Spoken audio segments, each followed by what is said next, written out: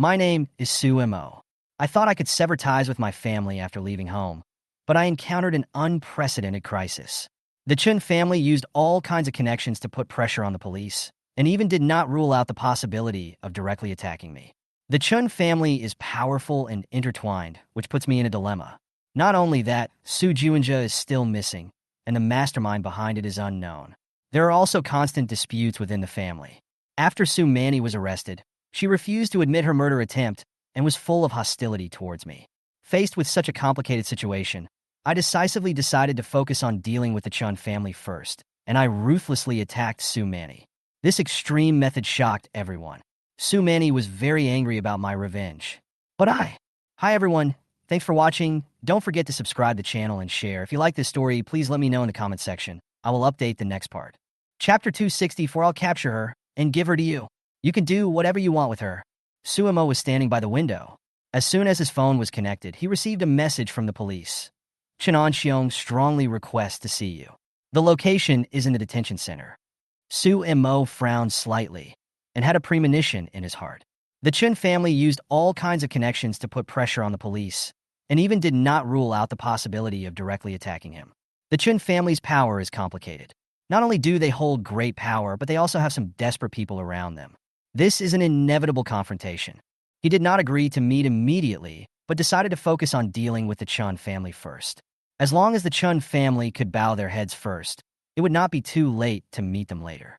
At this time, Su Juinja's whereabouts are still unknown, and there must be a dark hand behind it. Su Mo secretly calculated that if Chun Anxiong knew where Su Juinja was hiding, he must find a breakthrough. While he was thinking, the door was suddenly pushed open. Li Banzwang walked in with a cup of hot tea and almost bumped into him. Su Mo. Li Banzwang put the teacup on the table, his eyes slightly solemn. We checked and found that the Chun family's background is indeed not to be underestimated. Not only do they control the rare earth company, they also have a security company abroad, and their influence is very strong. Li Banzwang has been assisting Su Mo selflessly during this period without asking for anything in return, and Su Mo knows it very well. I've expected that. These big families have never been easy to deal with. Su Mo smiled calmly, as if the overall situation was under control. I'm just worried that they might do something extreme when they're desperate, especially people like Chun Anxiong. Li Banzwang frowned slightly, revealing a hint of worry. Don't worry, he can't escape, Su Mo said in a relaxed tone. Chun Anxiong is locked up in this prison.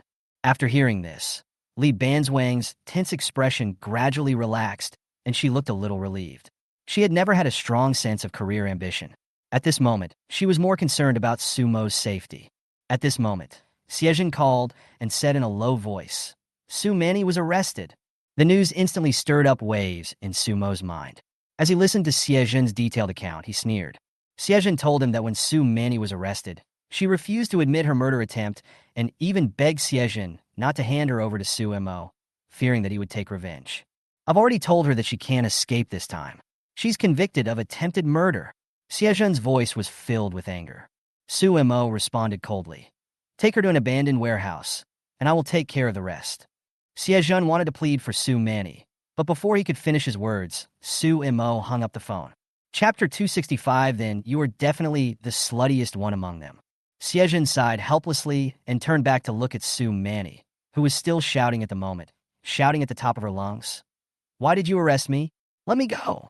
Xiejin stared at her, his voice carrying a hint of warning. Su Manny, you'd better behave yourself, or you will regret it. Now you only have this one way to go. If you don't cooperate, you will end up like Lao Si, in prison for a few years. After hearing this, Su Manny calmed down a little, but her face was still full of dissatisfaction and panic. Xiejin continued, I know you hate Su Mo, but he is still your brother. You actually try to kill him. It's unreasonable. He will kill me. Su Manny's voice was filled with panic. He won't. With me here, he won't touch you. Xiejin said firmly, but he didn't necessarily believe it completely in his heart. He could only hope that things would not develop to the worst. Su Manny's face became even gloomier. She knew that Su Mo would never let her go easily for what she had done. She had framed Su Mo many times and even participated in the family's conspiracy against him. She knew that Su Mo hated her more than his other brothers and sisters. Xiejin sighed, turned and walked out of the room. waiting for Su Mo to arrive. He could only hope that all this would have a peaceful solution, rather than a bloody ending. Soon after, a car stopped outside the warehouse, and Su Mo got out, dragging a heavy mace in his hand, followed by Gu Huanxi and Li Banzwang. Xiejun felt nervous when he saw Su Mo fully armed. Su Mo, do you really want to do this? Xiejun asked tentatively. You'd better take care of yourself. Su Mo glanced at him coldly, then walked towards the warehouse. When Su Mo walked into the warehouse, Su Manny saw the mace in his hand. Her face turned pale, and her body trembled uncontrollably. She shouted, Su Mo, what are you going to do? I won't let you go. Su Mo ignored her shouting, but pulled over a chair, sat down calmly, and put the mace aside. Su Manny, do you know what the palladium potion that you took from Su Shuang was? Su Mo asked coldly. Su Manny's face changed and she stammered, I don't know what you were talking about. Su Mo sneered. You don't know? Who did you end up using those things you took away on? I haven't used it. Su Manny hurriedly denied. Really? People in the entertainment industry are not clean, and it seems that you are no exception. You can even do something like raising a ghost. Su Mo said sarcastically. Su Manny's expression became even uglier, and she shouted hastily, I didn't. What nonsense are you talking about? Su Mo looked at her with mockery in his eyes. You still dare to quibble? Where is Chen Anxiu? Have you ever slept with him? Su Manny's expression froze. She didn't expect Su Mo to mention Chen Anxiu. He was arrested. I did it. Su Mo said calmly. I know you have a deal, so don't try to hide it from me. Su Manny was so angry that she shouted. What nonsense are you talking about? I didn't do those things at all. Su Mo chuckled, but his eyes flashed with coldness. Do you think you can hide? You must pay back the debt you owe today. Su Mo stood up and tightened his grip on the mace. Su Manny was so scared that she struggled desperately and shouted, Su Mo, you can't do this. I'm your third sister. Su Mo said coldly. Retribution has come. Evil will be punished. It's not that there is no retribution, but the time has not come yet. And now, the time has come. After saying that, he raised the mace, and Su Manny's scream instantly resounded throughout the warehouse. Chapter 266. I didn't kill him last time, so I'll kill him this time. Su Manny has always been the stupidest person in the Su family, not only because of her ignorance, but also because of her viciousness. She failed to pass any exams, and finally could only play a vase role in the entertainment industry, and was foolishly used by Su Juanja. Even after he showed his cards, Su Manny failed to see the reality, and was finally forced to jump off the building. Su Mo had long lost patience with this so-called sister. Bang! The mace hit her right leg hard. The sound of broken bones was heard instantly, and blood spurted out. Su Manny was in so much pain that she almost fainted. She had been spoiled since she was a child. How could she have suffered such pain? Su Mo's force was merciless, and his purpose was to make her remember this moment forever. Su Mo, you lunatic! She covered her broken leg and screamed miserably, but Su Mo had no intention of stopping. He knew that breaking a leg was far from enough to pay back what Su Manny had done to him. Su Mo looked at her coldly and swung the mace again, hitting her right hand hard, so hard that the bone almost pierced through the skin. She screamed in pain that was beyond words. Do you think I will forgive you? Su Mo's voice was icy cold. Do you think that the things you have done can be easily forgiven? I tell you, today not only will you break a leg, but you won't even be able to keep your hand. You dare! You dare! Su Manny's voice was already filled with panic. She looked at the coldness in Su Mo's eyes and finally felt real fear. What am I afraid of? Su Mo laughed. What you did is enough to send you to hell. He swung the mace again and smashed it hard at her other leg. This time, the flesh and blood were all over the ground, and the sound of bones breaking was horrifying. Su Manny fainted from the pain. Her face turned purple, as if the breath of life was gradually leaving her. Just as Su Mo was about to hit her again, the warehouse door was suddenly pushed open and Xiejun rushed in. Su Mo, that's enough. Xiejun's voice was filled with anxiety. He saw Su Manny's legs were bloody and her white bones were exposed, and his heart skipped a beat. He couldn't help but shout, She is your biological sister after all. Let her go. Su Mo looked at him coldly, without saying anything, and continued to swing the mace. Xiejun grabbed him and said, That's enough. Her legs are already broken. What else do you want from her? Isn't lifelong disability enough? She deserves more than this. Su Mo's voice was calm and cold. I want her to spend the rest of her life in a hospital bed. Seeing that he couldn't persuade him, Siejin said helplessly, "We will give you whatever result you want, but let her go first." Su Imo glanced at the dying Su Manny, sneered, and handed the mace to Gu Huanqi. "Burn it." He turned and left, walking out of the warehouse without even looking at Su Manny behind him.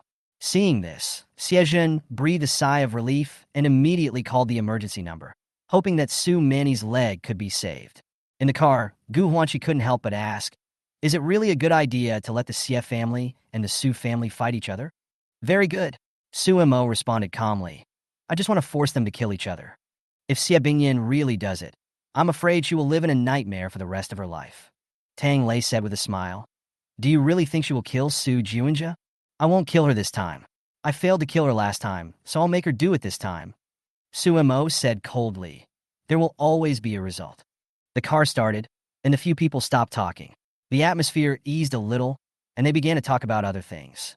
In the warehouse in the distance, Su Manny's screams had long disappeared, leaving only the strong smell of blood in the air. Chapter 267. So, go kill him. The Su family in Shu. Su Bohan sat quietly in his study, using a brush to draw the strokes of the word bamboo on paper. His movements were as smooth as flowing water, and his expression was calm. At the same time, several important messages came in. Su Manny's arrangements are basically complete, and she has done a very intense job. If she pushes it a little further, she will be able to achieve our goal. Su Bohan nodded, his eyes showing some calm calculation. He knew the value of Su Manny. She was an important chess piece on his chessboard. As long as she continued to stir up trouble, it would bring more opportunities to the Su family in Shuzhong. Su Juinja has returned to Shuzhong, but he is currently hiding and has not contacted anyone. He is still useful, Su Bohan said casually, dipping his brush into ink again. His wife Gao Kaier seems to have a problem. This may be an opportunity. What do you think we should do next? Simple, Su Bohan said calmly. Let the conflict between him and Su Mo escalate. If necessary, we can push him to go further. The study was silent, and several followers were waiting for Su Bohan's instructions. For them, the game had already begun, and everyone was waiting for the next move. Su Bohan put down his pen, looking calm. Su Mo has endured for so many years. Can he endure it this time? We have to create opportunities for him to lose control and even kill someone. For Su Bohan, this is not only a fight for family interests, but also a carefully designed layout. He knows that as long as Su Mo takes action, everything will go smoothly. He is no longer the powerless junior, but a chess player who can control the situation. At the same time, the game within the Su family became more and more intense. On the other side, in the hospital, Xie Bingyan finally woke up from her coma. After several days of recovery, her health improved slightly, but she was still weak. Xie Zhen came to the ward and looked at the haggard Xie Bingyan on the bed with a complicated expression. "Do you still remember the car accident?" Xie Zhen asked. Xie Bingyan's body trembled slightly, her eyes were dim, and her face was as pale as paper. The memory of that moment was like a nightmare, lingering for a long time. "I know you raised Su Juinja as your own son, but what did he do to you that deserves your protection?" Xie Bingyan did not answer, tears flashing in her eyes. She bit her lips tightly, as if she didn't want to talk about what happened that day again. Xie Zhen sighed and continued, "Su Mo is very angry now, and he put forward a condition." "What conditions?" Xie Bingyan asked weakly. "He wants you to kill Su Juinja with your own hands. Only in this way will he forgive you." Xie Zhen's tone was heavy. Xie Bingyan's face turned pale instantly. She stared at Xie Zhen in disbelief, as if she had just heard a big joke. "Killing Su Juinja? How is this possible?" Xie Zhen looked at her with helplessness and sadness in his eyes. "I have already promised him. In any case, Su Juinja has come to this point, and what he has done is unforgivable. You have to make a choice, either Su Mo or Su Juinja." Xie Bingyan's breathing became rapid, and she seemed to be in the abyss of despair. She had never thought that one day she would face such a cruel choice. The child she had raised for more than 10 years, Su Juinja, whom she had once treated as her own, had now become someone she had to give up. Xie Zhen looked at her expression and knew that she had reached a crossroads in her life. There was no third way to go, only decision. The air was filled with heavy silence, and Xie Bingyan's tears silently dripped onto the white sheets of the hospital bed. Everything she had was torn apart at this moment, and there was no way out. Chapter 268. I'm your brother-in-law. Xie Zhen stood at the door of the ward, looking at Xie Bingyin's weak appearance. He had a lot to say in his heart, but he had to suppress it. He knew that what happened next would make Xie Bingyin more painful, but she had not recovered yet and could not bear too much of a blow. He had to let her accept it slowly, especially about Su Juinja's secret. He sighed and said nothing more for the time being, deciding to wait until she recovered better before continuing the discussion. Xie Bingyin still hadn't been able to accept the fact that her two sons wanted to kill her, and her heart was on the verge of collapse. Meanwhile, Su Mo spent a few days peacefully at home. Tang Lei's wedding was approaching, and the various preparations made him a little overwhelmed. However, just when he was about to continue to rest, the police called again and informed him that Chen Anxiong strongly requested to see him. Su Mo thought for a moment and decided to delay for 2 more days until everything was ready before going into the police station. Chen Anxiong still maintained his usual arrogant attitude. Even though he was in prison, he still acted superior. When he saw Su Mo, a trace of contempt appeared on his face, and he expressed his dissatisfaction without disguising himself. "Boss Su, you are so unkind," Chen Anxiong said, gritting his teeth. Su Mo smiled and said, "Unkind? Master Chen, why don't you tell me, where am I unkind? How dare you stab me in the back and use those shady means to deal with me? I warn you, you are digging your own grave by doing this."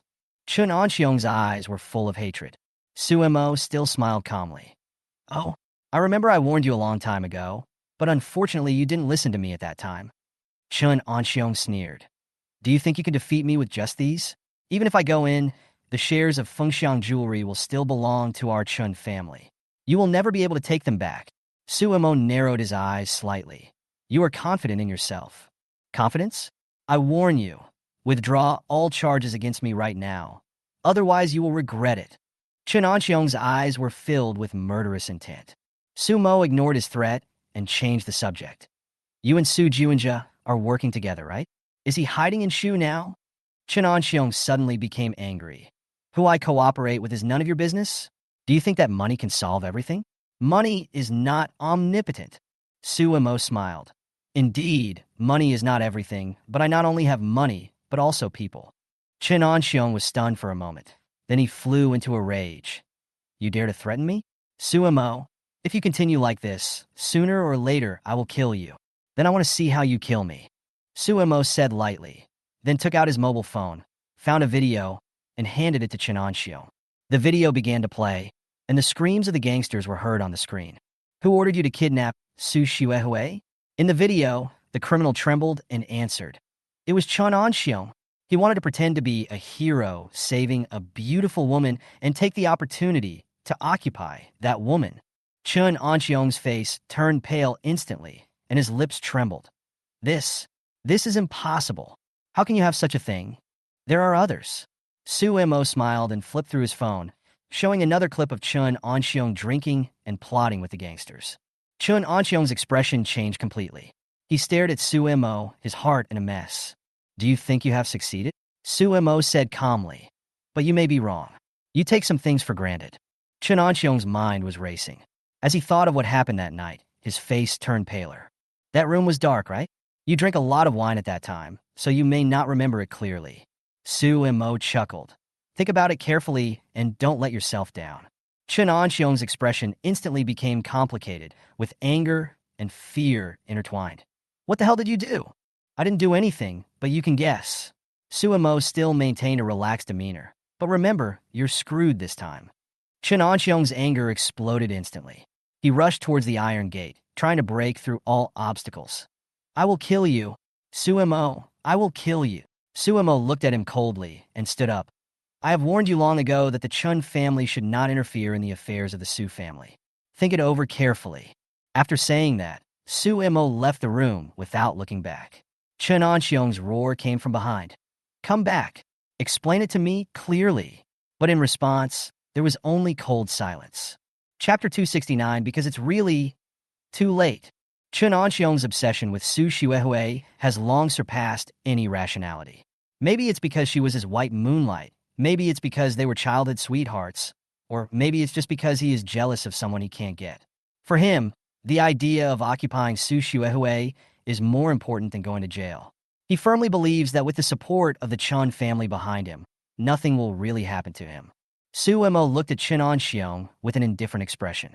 He held in his hands the evidence that was enough to destroy Chen Anxiong, but he didn't want to release it all for the time being. He knew that once he made a move, the result would be irreversible. He turned and left the police station as he had more important things to arrange next. Late at night, Xie Bingyan fell into a deep sleep on the hospital bed.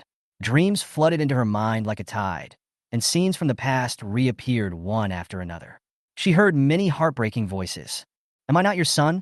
a familiar voice asked desperately.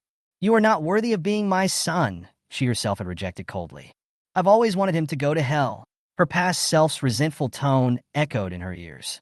Xie Bingyan suddenly woke up, cold sweat wet her forehead. She lay on the bed, unable to turn over, and could only stare blankly at the ceiling, tears falling silently. Those words she had said before, like a sharp blade, cut her heart, unable to escape. At this moment, the ward was shrouded in moonlight and seemed unusually quiet. She hoped so much that this was just a nightmare, and she could wake up from it and nothing had ever happened. "Mom!" Su Wanning's voice suddenly came from the side. Su Wanning walked gently to her mother's side with her belly bulging and held her cold hand. "It's all over, Mom. Don't be sad anymore." However, these words of comfort only made Xie Bingyan burst into tears. She choked up and asked, "Wanning, do you blame your mother?" Su Wanning was slightly stunned and did not answer immediately. Xie Bingyan continued, "You must be blaming me for being too harsh on you guys before, right?" Su Wanning lowered her head and recalled the past. When she and Su Xuehui were children, they were often punished by standing and slapping their palms for minor mistakes. Xie Bingyan was very strict and did not allow any mistakes. But it was because of this that the sisters were admitted to top universities. However, Xie Bingyan's attitude towards Su Mo was completely different. Su Mo was more sensitive than other children and needed more care, but Xie Bingyan treated him in the same harsh way. This undoubtedly widened the gap between them. On the contrary, Xie Bingyan always treated Su Juanjia gently and never punished him. Su Wanning sighed softly and said softly, "Mom, my child is about to be born. I just hope that he can grow up healthy and happy. No matter he is smart or stupid, naughty or well-behaved, as long as he is happy, that's all." Xie Bingyan was stunned. "Wei Yuan and I have agreed that we will love and support him with all our heart, and no matter what he does wrong in the future, we will stand by his side." Su Wanning gently stroked her belly, the radiance of maternal love in her eyes. Xie Bingyan was shocked when she heard this. She realized that perhaps what Su Mo had always wanted was just this kind of unconditional love and support. Su Wanning continued, "But now, it may be too late for Su Mo." Xie Bingyan's tears welled up again. She looked towards the ceiling, her heart filled with endless regret. "What about Juanjia? Where is he?" "Mom, what did you do to him?" Su Wanning asked softly, anxiety in her voice. Xie Bingyan did not answer immediately. Tears kept flowing. After a long time, her voice was hoarse. "Juanjia, he made a lot of mistakes. I stabbed him." Hearing this, Su Wanning's body trembled, and she looked at her mother in a daze. Xie Bingyan did not continue to explain. Her eyes were empty. Tears soaked her cheeks. She had given Su Juanjia all her love, but now she hurt him with her own hands. The pain was beyond words. Chapter 270, I understand what you mean, Su Deming. Although everything Su Juanjia did was hateful, Su Mo knew that he was just following the trend, and there were more conspiracies behind it. Su Mo asked Xie Bingyan to kill Su Juanjia personally, which was both revenge and the greatest punishment for his mother. "Mom, go to bed early. Your body still needs to recover." Su Wanning comforted her softly. Xie Bingyan covered her eyes, tears pouring out from between her fingers, soaking the bed sheets. The past breakup has now turned into endless regret, which cannot be reversed. At the same time, Su Mo was busy arranging a wedding banquet for Tang Lei. The preparations for the wedding allowed him to temporarily withdraw from the family disputes. Suddenly, Su Hongwan ran over and handed him a phone. "Brother Su Mo, someone is looking for you." On the other end of the phone, Su Deming's voice was anxious. "Su Mo, Dad begs you, let Juanjia go. I will give you whatever you want, as long as you forgive him this time." Su Mo sneered. "Even if he really poisoned me to death, you wouldn't care, right?" This, Su Deming's voice suddenly stopped. "Okay, don't you want me to spare him? Well, cut off one of Su Juanjia's legs, and I will consider your proposal. Remember, you have to do it yourself. I only want the thigh." Su Mo's words were cold and direct. leaving no room for the other party to breathe. Sue Deming was shocked. Suemo, we are a family. Why do we have to kill each other? We can reconcile. Reconciliation? Suemo snorted coldly. This has been your result all along. Don't you want it now? On the other end of the phone, Sue Deming was silent, his words mixed with helplessness and fear. I can't do it, Suemo said coldly. Then you just wait to collect his body.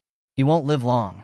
Suemo hung up the phone. The smile on his face disappeared instantly, and a hint of cruelty appeared in his eyes. He handed the phone back to Su Hongwan and said to her with a smile, "If he calls again, ask for more benefits. He has money. Don't let him go." Su Hongwan nodded and said nervously, "I understand, brother Suemo. Go play with Sister Banswang. I still have some things to do." Sumo turned around and continued to work. He knew in his heart that Sue Deming would be driven crazy sooner or later.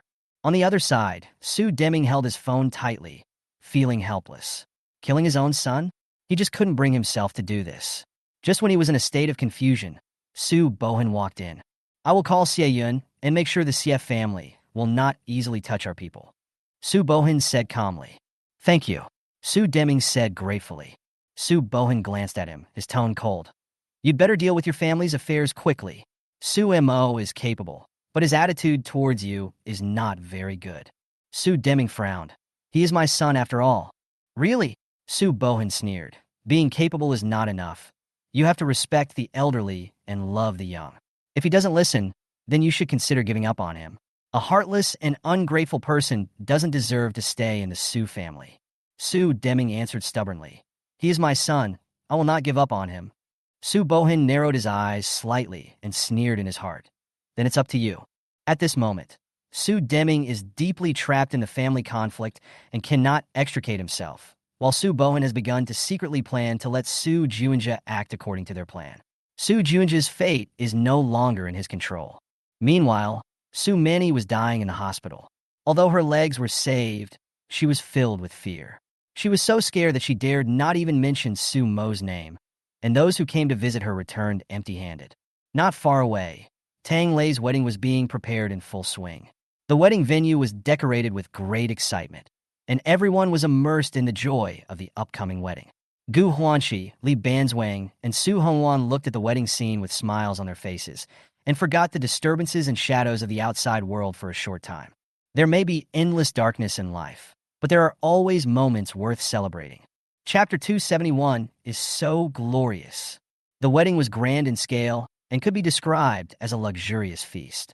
The bride was born into a wealthy family in Xiahai City and had an outstanding temperament, while the groom was the executive vice president of Pinduoduo and the technical vice president of Huashan Short Video, both of whom were worth tens of billions and held huge shares in a company worth hundreds of billions. The marriage of the two wealthy families, coupled with the strong support of Su Mo, Gu Huanxi, and Li Banzwang, invited countless business partners and celebrities to attend, and the scene was extremely grand. Tang Lei originally planned to hold a low-key wedding, but under the persuasion of the bride and friends, the wedding eventually turned into a social event. In order to increase the entertainment of the wedding, Su Mo also used his connections to invite several top stars to perform. Su Mo and Gu Huanxi, as best man and bridesmaid, stood at the door to welcome the guests. Investors and entrepreneurs who came to attend the event came forward to shake hands and greet them. "Mr. Su, I heard that your short video platform is extremely popular overseas. It's incredible." "Yes, Mr. Su, I heard that your T platform has become the most popular app in the world." "That's amazing." Facing everyone's praise, Su Mo maintained a modest smile. "Today is Tang Lei's wedding, so we won't talk about business. Let's enjoy the wedding banquet, and we can talk about business later." When the wedding officially began, hot air balloons took off and cheers rang out. The top-notch food and live performances pushed the atmosphere to a climax. The guests were intoxicated and reluctant to leave. Seeing the lively scene, Tang Lei walked onto the stage and said with a smile, "All the singers have performed today, but there is one person who has not yet come on stage. Can you guess who it is?" Someone in the audience shouted, "Su Mo." Tang Lei nodded and smiled even more brightly. "Yes, today we are still short of President Su coming on stage to sing. Without President Su, we wouldn't be where we are today." Everyone began to shout in unison, "Mr. Su, Mr. Su." Amid the cheers, Su Mo smiled helplessly and walked onto the stage. He picked up the microphone and said, Well, since everyone is so enthusiastic, let's party till the end today. As Sue Mo's singing sounded, the whole venue was boiling, with cheers and laughter intertwined, as if this was not only Tang Lei's wedding, but also a huge celebration. Meanwhile, Su Shuehui, who was in the hospital room, was browsing her phone when she saw a wedding video. Her friend in Beijing sent it to her with a message. Shuehui, is this your brother? He's so handsome, he's so charming. Su Shuehui was stunned when she saw Su Mo standing on the stage in the video. Was the confident and calm man standing under the spotlight really the little boy who once struggled under the scorching sun? She walked into the ward and handed the video to Su Wanting, who was feeding Xie Bingyan. After watching the video, both of them had complicated expressions on their faces. His company's stock price has soared, and it has become one of the hottest internet companies in the world. His short video platform is popular in more than 30 countries. His assets have exceeded 180 billion, ranking 7th on the richest list. Su Shuehui said softly. It's so lively, Su Wanting sighed, and at the same time, she recalled that distant summer. At that time, Su Mo was just a sick little boy selling smelly seafood. She still remembers that summer, when the sun was so hot that it was hard to breathe, and Su Mo's dark and thin figure was carrying shared bicycles under the scorching sun, placing them one by one on the street. Although he was already exhausted, he never stopped. Today's glory was gained by Su Mo's countless persistence. Thinking of this, Su Wanting's eyes became moist, and her heart was filled with heartache and pride for her brother. Chapter 272. Put the blame on Xie Bingyan? The grand ceremony of the wedding was broadcast live to Su Shuehui's ward. Her friend excitedly helped her start the live broadcast and switch the video to the TV in the ward. On the screen, the crowd was surging and the cheers were endless. Su Mo stood on the stage, holding a microphone, and a few simple words made the atmosphere even more enthusiastic. He was good at inciting people, and he had never lost in arguments with his family in the past. Now, he used this ability to host the wedding, as if it was a superstar concert. Shuehui, your brother is so perfect, Su Shuehui's friend said excitedly on the phone. He is everyone's idol. Why do you still hide such a brother? The song he sang, My Future Is Not a Dream, is really great. Su Shuehui remained silent, just staring at the screen in a daze. Su Mo in front of her was radiant, and countless people under the stage were waving light sticks. Even her friends excitedly mentioned Su Mo's connections. Ma Tingting, the head of Baidu, the president of Ali Group, and even representatives of large foreign companies attended the wedding. Su Mo on the screen looks very successful. However, Xie Bingyan's eyes were fixed on a familiar face, Tang Jingyi. She was the old director of the first affiliated hospital of Shanghai City. Now she stood with Su Mo at the wedding, smiling from ear to ear. Tang Jingyi was not only an important supporter of their difficult times, but now she seemed to have become the mother in Su Mo's mind. Seeing this scene, Xie Bingyan felt heartbroken. Su Mo's tea and hug to Tang Jingyi made her feel like she had lost her son. On the screen, Su Mo's voice was full of gratitude. It is because of Dean Tang's support that we can come this far. Meanwhile, on the other side of Shuzhong, Su Juinji's whereabouts gradually emerged. Xiezhen sent people to look for him everywhere, while Su Bohan secretly put pressure on him to try to stop the pursuit. But Xiezhen was determined to bring Su Juinji back, and a secret battle had already begun. At the same time, Su Juinji was also involved in a conspiracy. The wedding on the screen made him jealous, while the sturdy man with dimples stared at him coldly and said, You must act. Pinduoduo Group and their short video platform are too powerful. We can't confront them head-on. We can only use extraordinary means. Su Juinji hesitated for a while, and finally gritted his teeth and said, Okay, I'll do it. But I want to put the blame on Xie Bingyan. No problem, the sturdy man smiled, got up and left. We will arrange everything. Su Juinji stared at Su Mo on the screen, his eyes full of hatred and malice. For him, there was no other choice. At this moment, the seeds of revenge had been deeply planted. The sturdy man with dimples walked out of the room, lit a cigarette, sneered and called his superior. He agreed, but he wants to put the blame on Xie Bingyan. A sinister laugh came from the other end of the line. No problem, the plan remains the same. However, in the end, he will not be able to escape the fate of being sacrificed by us. The core of this conspiracy is no longer Su Juinji, but how to make Su Mo completely collapse. The dimpled man put out the cigarette but glanced coldly at the wedding photo in his hand, pressed the cigarette but hard on the bride's face, and then turned and left. At this time, Suemo had already realized the danger. Chun Onxiong and his family had their own security company abroad, and it was said that there were several masters who killed people without blinking an eye. In order to deal with possible attacks, Suemo had to step up precautions, update the security team, and hire a group of top special forces and peacekeeping force members. The situation is becoming more and more tense. I must handle it carefully. He secretly reminded himself that no matter how many conspiracies and dangers he faced, he must not let his guard down. Chapter 273, Anger, quickly brewed in my heart. After the wedding, Sumo's life returned to a busy state. He was worried about the company's short video platform, which was banned internationally, forcing him to put family affairs aside temporarily and even prepare to go abroad to solve the crisis. However, an unexpected accident after Tang Lei's wedding disrupted everything. Tang Lei and his newlywed wife were preparing for their honeymoon, but shortly after they set off, their car encountered a carefully planned car accident. A black Ford car crashed into their car at high speed, rolled over continuously, and then the car caught fire. Tang Lei's wife and driver died on the spot, and Tang Lei was seriously injured and rushed to Beijing Third Hospital for emergency treatment.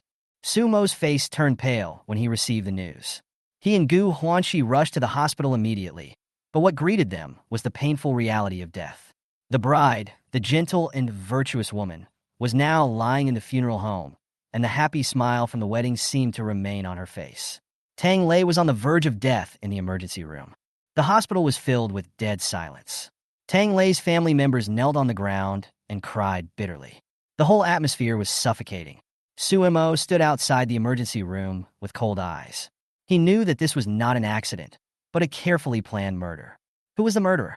Was it Su Juanjia or some other enemy who coveted him? This time, they took action. Gu Huanxi's voice sounded in his ears, full of grief and indignation. Suemo did not answer. His inner anger was burning like a flame, but his appearance was terrifyingly calm. He looked down at his phone, quickly sent a few messages, and began to track down the mastermind behind the attack. At this moment, Su Shuang appeared at the end of the hospital corridor. She saw Suemo standing outside the emergency room and walked forward in surprise. Suemo, why are you here? Suemo didn't look up at her. His expression was cold. Gu Huanxi and Li Banzwang sat on the ground, clenched their fists, and said nothing. Su Shuang felt something was wrong and quickly turned to look at the emergency room. Who was injured inside? No one answered her question. Her heartbeat quickened, and she turned and ran to the nurse station to ask. Soon, when she heard the news about Tang Lei and the bride, her face turned pale.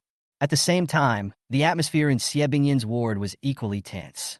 Su Shuang rushed over and tried to tell her the shocking news.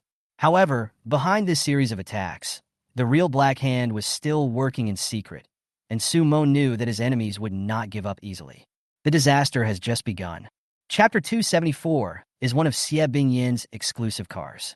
After more than half a month of recuperation, Xie Bingyin finally recovered a little. Although she still needed to rely on crutches to walk, she was able to get out of bed and move around normally. Her family was cautious and did not dare to mention Su Mo and Su Juanjia in front of her, fearing that her mood would be affected. Su Deming also did not come to visit her, and Xie Bingyin did not react in particular. During this period, Xie Bingyin often woke up in the night with tears streaming down her face. She was once an extremely proud person who never gave in her life. However, the cruelty of fate and a series of wrong decisions made it impossible for her to face herself. Fortunately, with the company of Su Wanting and Su Xuehui, she was able to hold on. That day, when Su Mo suddenly showed up at the third hospital, Xie Bingyin was surprised. She thought Su Mo came to visit her on purpose, but this fantasy was soon broken. Su Shuang looked nervous and brought a shocking news. What's going on? Why is he in the emergency room? Su Wanting asked anxiously. I heard there was a car accident. 2 people died, and one of them was seriously injured. He is still being rescued. It seems to be Tang Lei.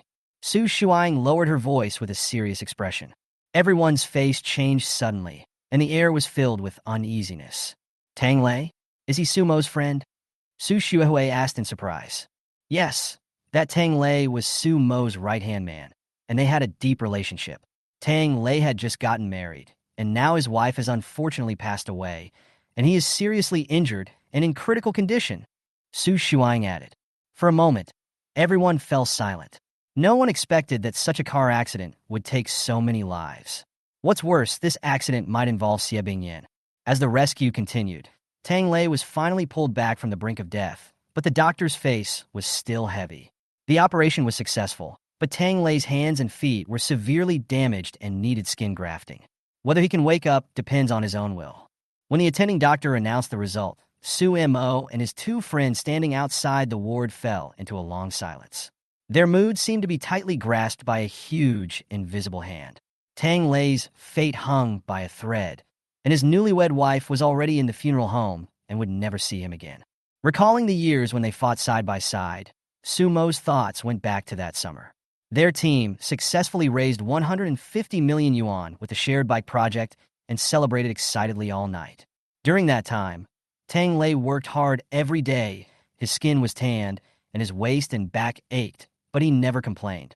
Now, this once tough partner is lying on the hospital bed, and his life or death is uncertain. At this time, Su Mo received a call with even more shocking news. The police have found that the vehicle involved in the accident is a black Ford with a license plate number of 525452AH. After investigation, the car belongs to Xie Bingyan. This sentence was like a heavy bomb, exploding in Su Mo's mind. His eyes instantly turned cold, and his fingers unconsciously clenched the phone.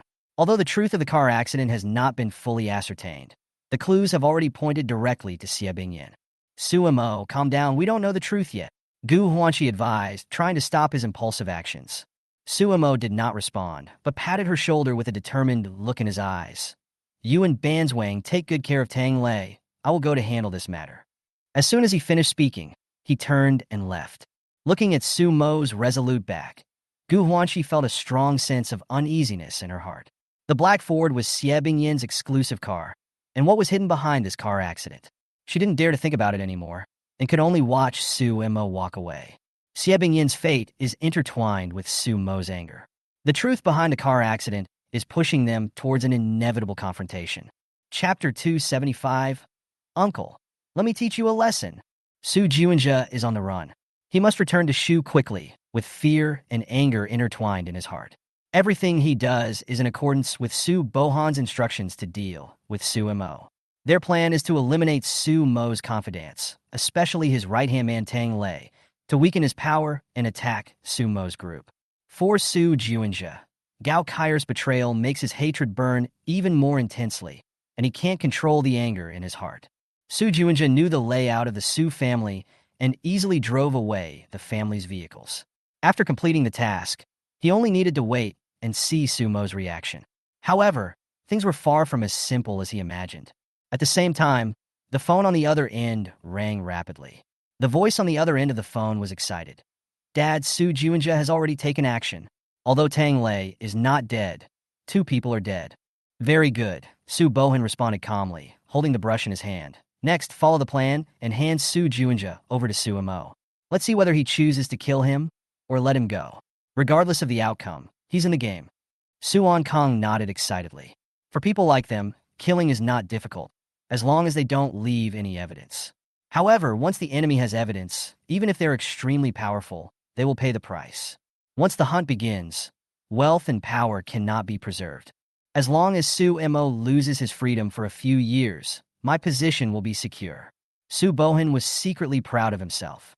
At the same time, at the Beijing 3rd Hospital, Xie Bingyan was looking through the old family photo albums.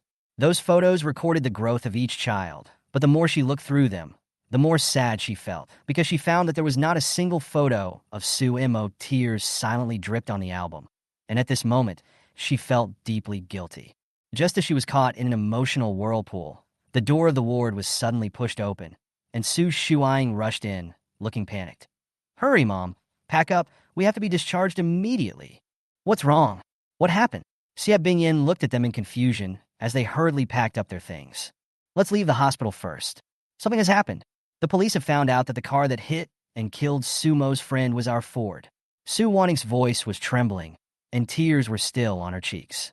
Xie Bingyan was stunned for a moment. Her mind went blank. That Ford, the car she often rode, had now become a tool for murder. And the most terrifying fact was that Su Mo had already received the news. No, she murmured, unable to accept this cruel reality. Let's go, Mom. Suemo already knows. He will definitely not let us go. Su Shuaing and Su Shuehui almost forced her into the wheelchair and hurriedly evacuated the hospital. At this moment, they had only one thought in their minds: to escape. Just as I pushed Xie Bingyin to the hospital lobby, Xie Bingyin suddenly whispered, "No, we can't leave." "Why?" Su Wanting asked puzzledly. "He is here." Xie Bingyin's voice trembled, as if a deep fear came from the depths of her soul.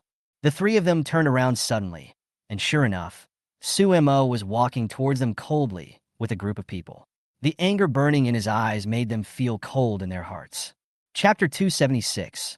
See how dark and vicious it is inside?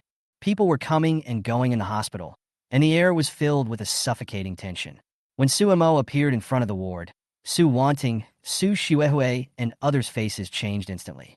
They didn't expect that they would be involved in the car accident, but the car involved in the accident belonged to the Su family, and the police had already notified Su Mo. What's more terrifying is that Xie Bingyin had threatened to strangle Su Mo to death many times in public. Now that human life is at stake, all the blame is directed at them, especially since Su Mo has long been full of resentment towards them. After this car accident, his anger will only become more uncontrollable. Su Mo approached step by step, and the team of bodyguards behind him was like an oppressive shadow. His footsteps seemed particularly heavy in the silence, as if every step he took deepened everyone's fear. Xie Bingyin stood there, staring at Su Mo's arrival expressionlessly, with a hint of stubbornness in her eyes. The atmosphere was heavy, and everyone was breathless. Suddenly, Su Mo stepped forward quickly, and without any warning, he slapped Xie Bingyin in the face with a slap sound. She was hit and staggered backwards, but she still held her head high and stared at Su Mo stubbornly. "Su Mo, what are you doing?" Su Wanting shouted in shock and wanted to step forward to stop him. Xie Bingyin held her tightly, as if she was determined not to let anyone interfere. Su Mo's eyes were cold and full of hatred, as if she deserved all this. "Pa!" Another heavy slap hit Xie Bingyin's face. This time, her face was obviously swollen, but she still raised her head stubbornly, without any sign of giving in. Her eyes were fixed on Su Mo with a heartbreaking persistence. Su Mo slapped her one after another. Each slap was filled with pent-up anger. Although her face was burning with pain, Xie Bingyin still held her head high. She knew that if she bowed her head and admitted defeat at this moment, Su Mo might never forgive her. "What else do you want?" Su Mo finally stopped, his voice low and hoarse. "Not very good," Xie Bingyin answered calmly, her eyes still firm. Su Mo's voice became even colder, with deep resentment. "Didn't you jump off the building? Why are you still alive? You should have died long ago." Xie Bingyin was speechless. She felt her whole body was cold, as if it was frozen. "I've been waiting for you to die, waiting for all of you to die," Su Mo said, gritting his teeth, his voice filled with endless hatred. Su Wanting tried to interrupt. "Su Mo, this matter has nothing to do with Mom. She has been in the hospital." "Shut up." Su Mo turned his head suddenly and stared at her coldly. "Do you think you can escape punishment? I'm waiting to see you all die miserably, especially you. Xie Bingyin, you won't live long. Even if you don't die today, you won't live for a few years." After he finished speaking, he turned around and strode away without even looking back. The bodyguards behind him followed him, and Su Mo's back was like a cold judge, leaving behind a desperate silence. Xie Bingyin looked at his back and opened her mouth to say something, but found that she was no longer able to speak. She couldn't hold back her tears and burst into tears. Su Mo, a friend nearby, tried to comfort him. This might not have been done by Xie Bingyin. She has been in the hospital the whole time. Does it matter whether she did it or not? Su Mo responded coldly. My friend was silent for a moment. All I need to know is that it was her car that caused it. Su Mo's voice was low and cold, with an irreversible determination. All of this has nothing to do with the truth. It's only about hatred. Chapter 277. It hurts so much. Su Mo's anger has reached its limit. Tang Lei's death has ignited the flame of revenge in his heart. No matter what, he will not let go of anyone involved in this matter, especially Xie Bingyin. She once publicly said that she would strangle him to death. Now that such a car accident has happened, all clues point to her. Although Su Mo knows that Xie Bingyin may not be the mastermind, she is an important link that cannot be ignored, especially the Ford car that caused the accident. She cannot escape responsibility. We can't lose our composure. Gu Huanqi reminded calmly. This all seems too sudden. There must be someone behind this. It's very likely that Su Juanjia is desperate. Su Mo's eyes were gloomy, and his teeth were clenched. If I catch him, I will kill him with my own hands. Gu Huanqi nodded. He must pay for this, but we have other ways. Now we have money in our hands and can use more strategies. She realized that things were not simple. There might be other forces operating in secret. The Su family and even the Chun family in Shuzhong were suspects. They had to find out the truth and avenge Tang Lei, and they couldn't fall into the other party's trap easily. At the same time, Xie Bingyin, Su Wanting, and others had hurriedly left the hospital and returned home. Xie Bingyin's face still had the slap marks from Su Mo. Although her cheek was swollen and painful, her eyes showed a sharp light. She had guessed that there was only one person who could mobilize the car, Su Juanjia. How could he be so cruel? Xie Bingyin's voice was stern, and her eyes were as cold as ice. He's the one who framed us. No one else would do this. Su Wanting's voice was full of chill. The contradictions within the Su family became more and more obvious. Su Wanting, Su Xuehui, and others were filled with fear. Su Juanjia's cruelty was beyond their imagination. Xie Bingyin's hatred for Su Mo had disappeared, and she was now full of anger directed at Su Juanjia. Go inform your second uncle. No matter what method is used, Su Juanjia must be brought back. Xie Bingyin gritted her teeth and said, he must be held accountable for this matter. At this moment, Su Wanting suddenly said, Mom, I have something I must tell you, but you have to stay calm. Xie Bingyin was stunned and looked back at Su Wanting with a dangerous light flashing in her eyes. What's the matter? Sister, it's not appropriate to talk about it now, right? Su Xuehui stopped her anxiously, but Su Wanting shook her head, having made up her mind. Mom, no matter what, you have to know the truth.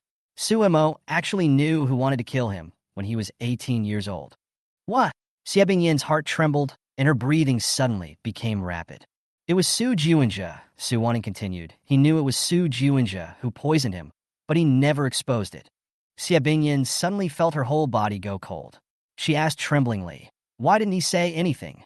No one would believe him at that time, Su Wanting explained calmly. And the most important thing is Su Juanjia's true identity. His identity? Xie Bingyin became alert instantly, and her voice became urgent. Su Juanjia. He is Dad's illegitimate son. Su Wanting's voice echoed in the air, like a sharp blade, piercing Xie Bingyin's heart. Xie Bingyin felt dizzy, her legs went weak, and she almost fell. Su Xuehui and Su Shuang hurried to hold her up, but Xie Bingyin's face was as pale as paper, her eyes were empty, and a trace of blood flowed from the corner of her mouth. Mom, Su Xuehui exclaimed, at a loss. I'm fine. Xie Bingyin waved her hand gently, wiped the blood from the corner of her mouth, looked up at the ceiling, and seemed to have lost all her strength.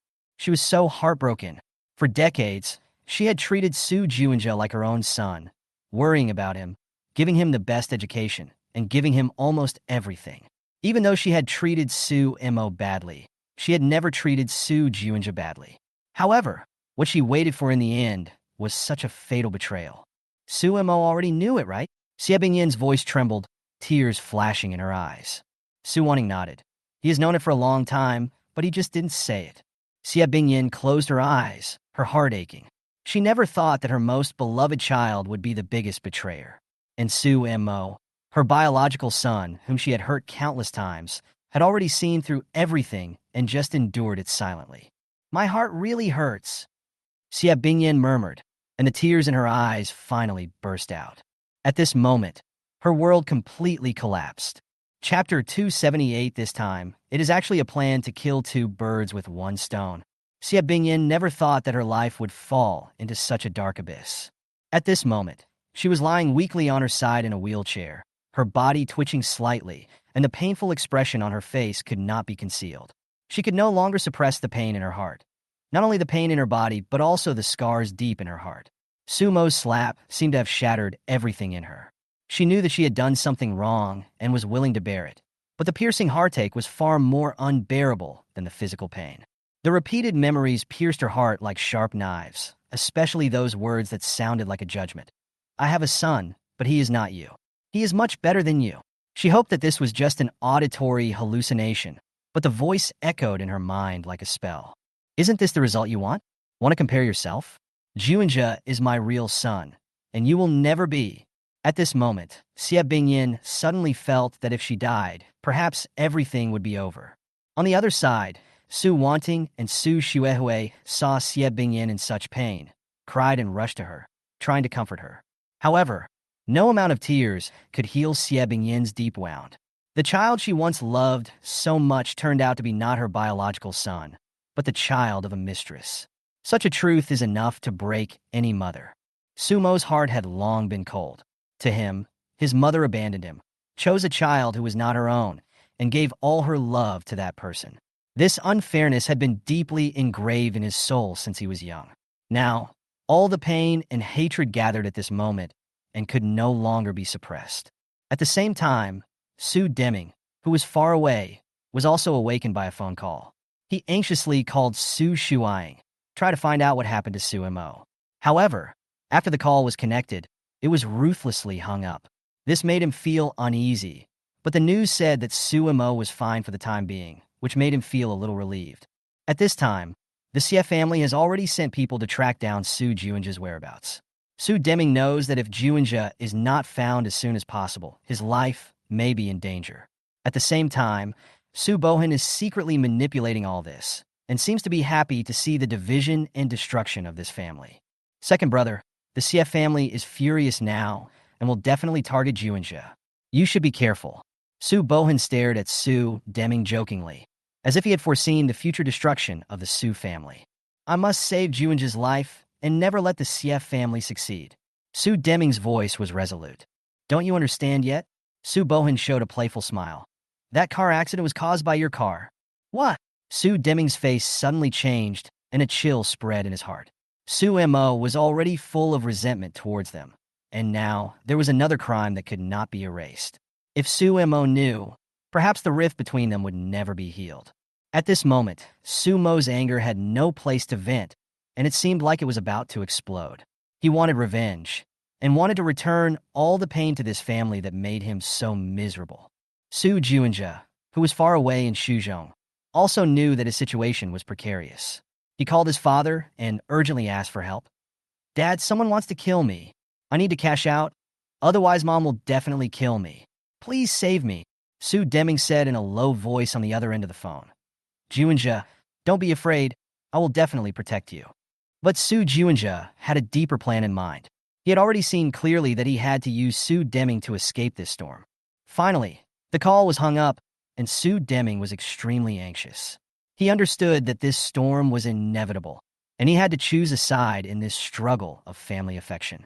However, the conspiracy and hatred behind it were far beyond his control. As time goes by, this family tragedy seems to be heading towards the darkest abyss, and everyone in this complicated chess game is heading towards an unpredictable ending. Chapter 279, what he wants to do now is to kill people. Su Deming finally found Su Juanja. Seeing that his son was safe, he breathed a sigh of relief, but then he became serious and held Su Juanja's hand tightly. Come on, come back to the capital with me and apologize to your brother Su Mo. Su Juanja was shocked and pulled his hand back abruptly, his face full of disbelief. Dad, what are you talking about? I can't go back. If I go back, I'll be finished. Su Deming frowned and said, Juanja, you did something wrong. You can only solve it if you go back and apologize. We are a family, and no one can hurt anyone. As long as you apologize, I will help you get Su Mo to forgive you. Juanja shook his head anxiously. Dad, you don't understand at all. My second uncle is looking for me everywhere. I will be caught as soon as I go back. You will not be arrested. The Su family will protect you, Su Deming said firmly. As long as you apologize honestly and resolve all problems, we will still be a family. Juanja's expression became more and more panicked. No, Mom will definitely kill me. She already knows my identity. This sentence hit Su Deming's heart like a heavy hammer. She knows? Yes, she already knew it. I poisoned Brother Sumo's food just for fun, but she thought I was serious. Plus, she knows my identity and hates me to the core. I will only die if I go back. Su Deming was silent for a moment, frowning. He knew very well that if Xie Bingyin really knew that Juanja was his illegitimate son, the matter would be far more complicated than he imagined. She was not someone who would easily compromise, and if she really took action, the consequences would be disastrous. No matter what, You must apologize to Su Mo for poisoning. Only after obtaining his forgiveness will we have a chance to resolve all this. Su Deming's voice became low and firm. Su Juinja felt cold in his heart. His father was just using him. He thought with disgust, but he had to pretend, "Okay, Dad, I will apologize to Brother Su Mo, but I have to ask my second uncle to withdraw his people first. If I show up, I will be arrested. I will handle the matter with your second uncle, but you must apologize. This matter is of great importance. Whether you did it intentionally or unintentionally, you have hurt your brother. I can't just sit back and watch." Su Deming's tone left no room for negotiation. Juinja's eyes flashed with a hint of coldness. He had already made up his mind. Since his father had no intention of protecting him to the end, he could only use this little time to fight back. He showed a forced smile on his face. "Dad, you are right. I will definitely apologize and strive for Brother Su Mo's forgiveness." Su Deming nodded with satisfaction. "Good boy. Don't worry about your second uncle. I will take care of it. As for your mother, I will also find a way to talk to her. We are a family, and we must not kill each other." Juinja nodded expressionlessly, but he felt increasingly disgusted with his father's nagging. His anger and hatred burned in his heart, but he had to endure it. "Okay, I'll write an apology letter, and you can take it back to Su Mo." Juinja quickly wrote a letter and handed it to Su Deming. In the letter, he pretended to admit his mistake and said that poisoning was just an unintentional mistake. After reading the letter, Su Deming was very satisfied. "Juinja, you are a good boy. Don't worry, Dad will help you solve all the problems." "Thank you, Dad." Juinja appeared humble on the surface, but his heart was already filled with indifference and hatred. At the same time, in the third hospital of Beijing, Sumo's people were still investigating the mastermind behind Su Juinja. Su Mo felt that the real enemy was not Juinja, but his uncle, Su Bohan.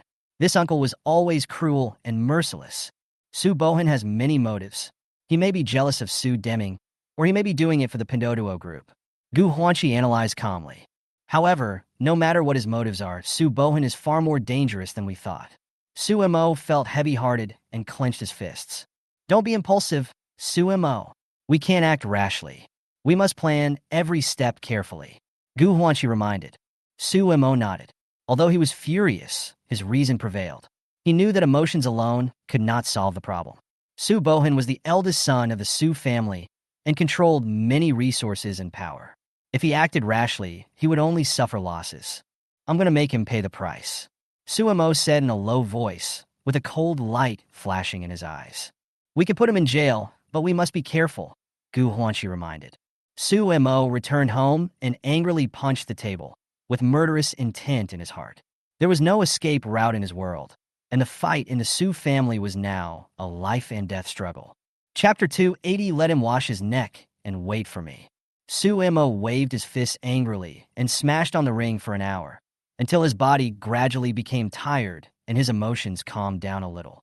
Killing someone means paying with your life, and debts must be paid back. This is the natural truth. Now, he is no longer the weak orphan who is at the mercy of others.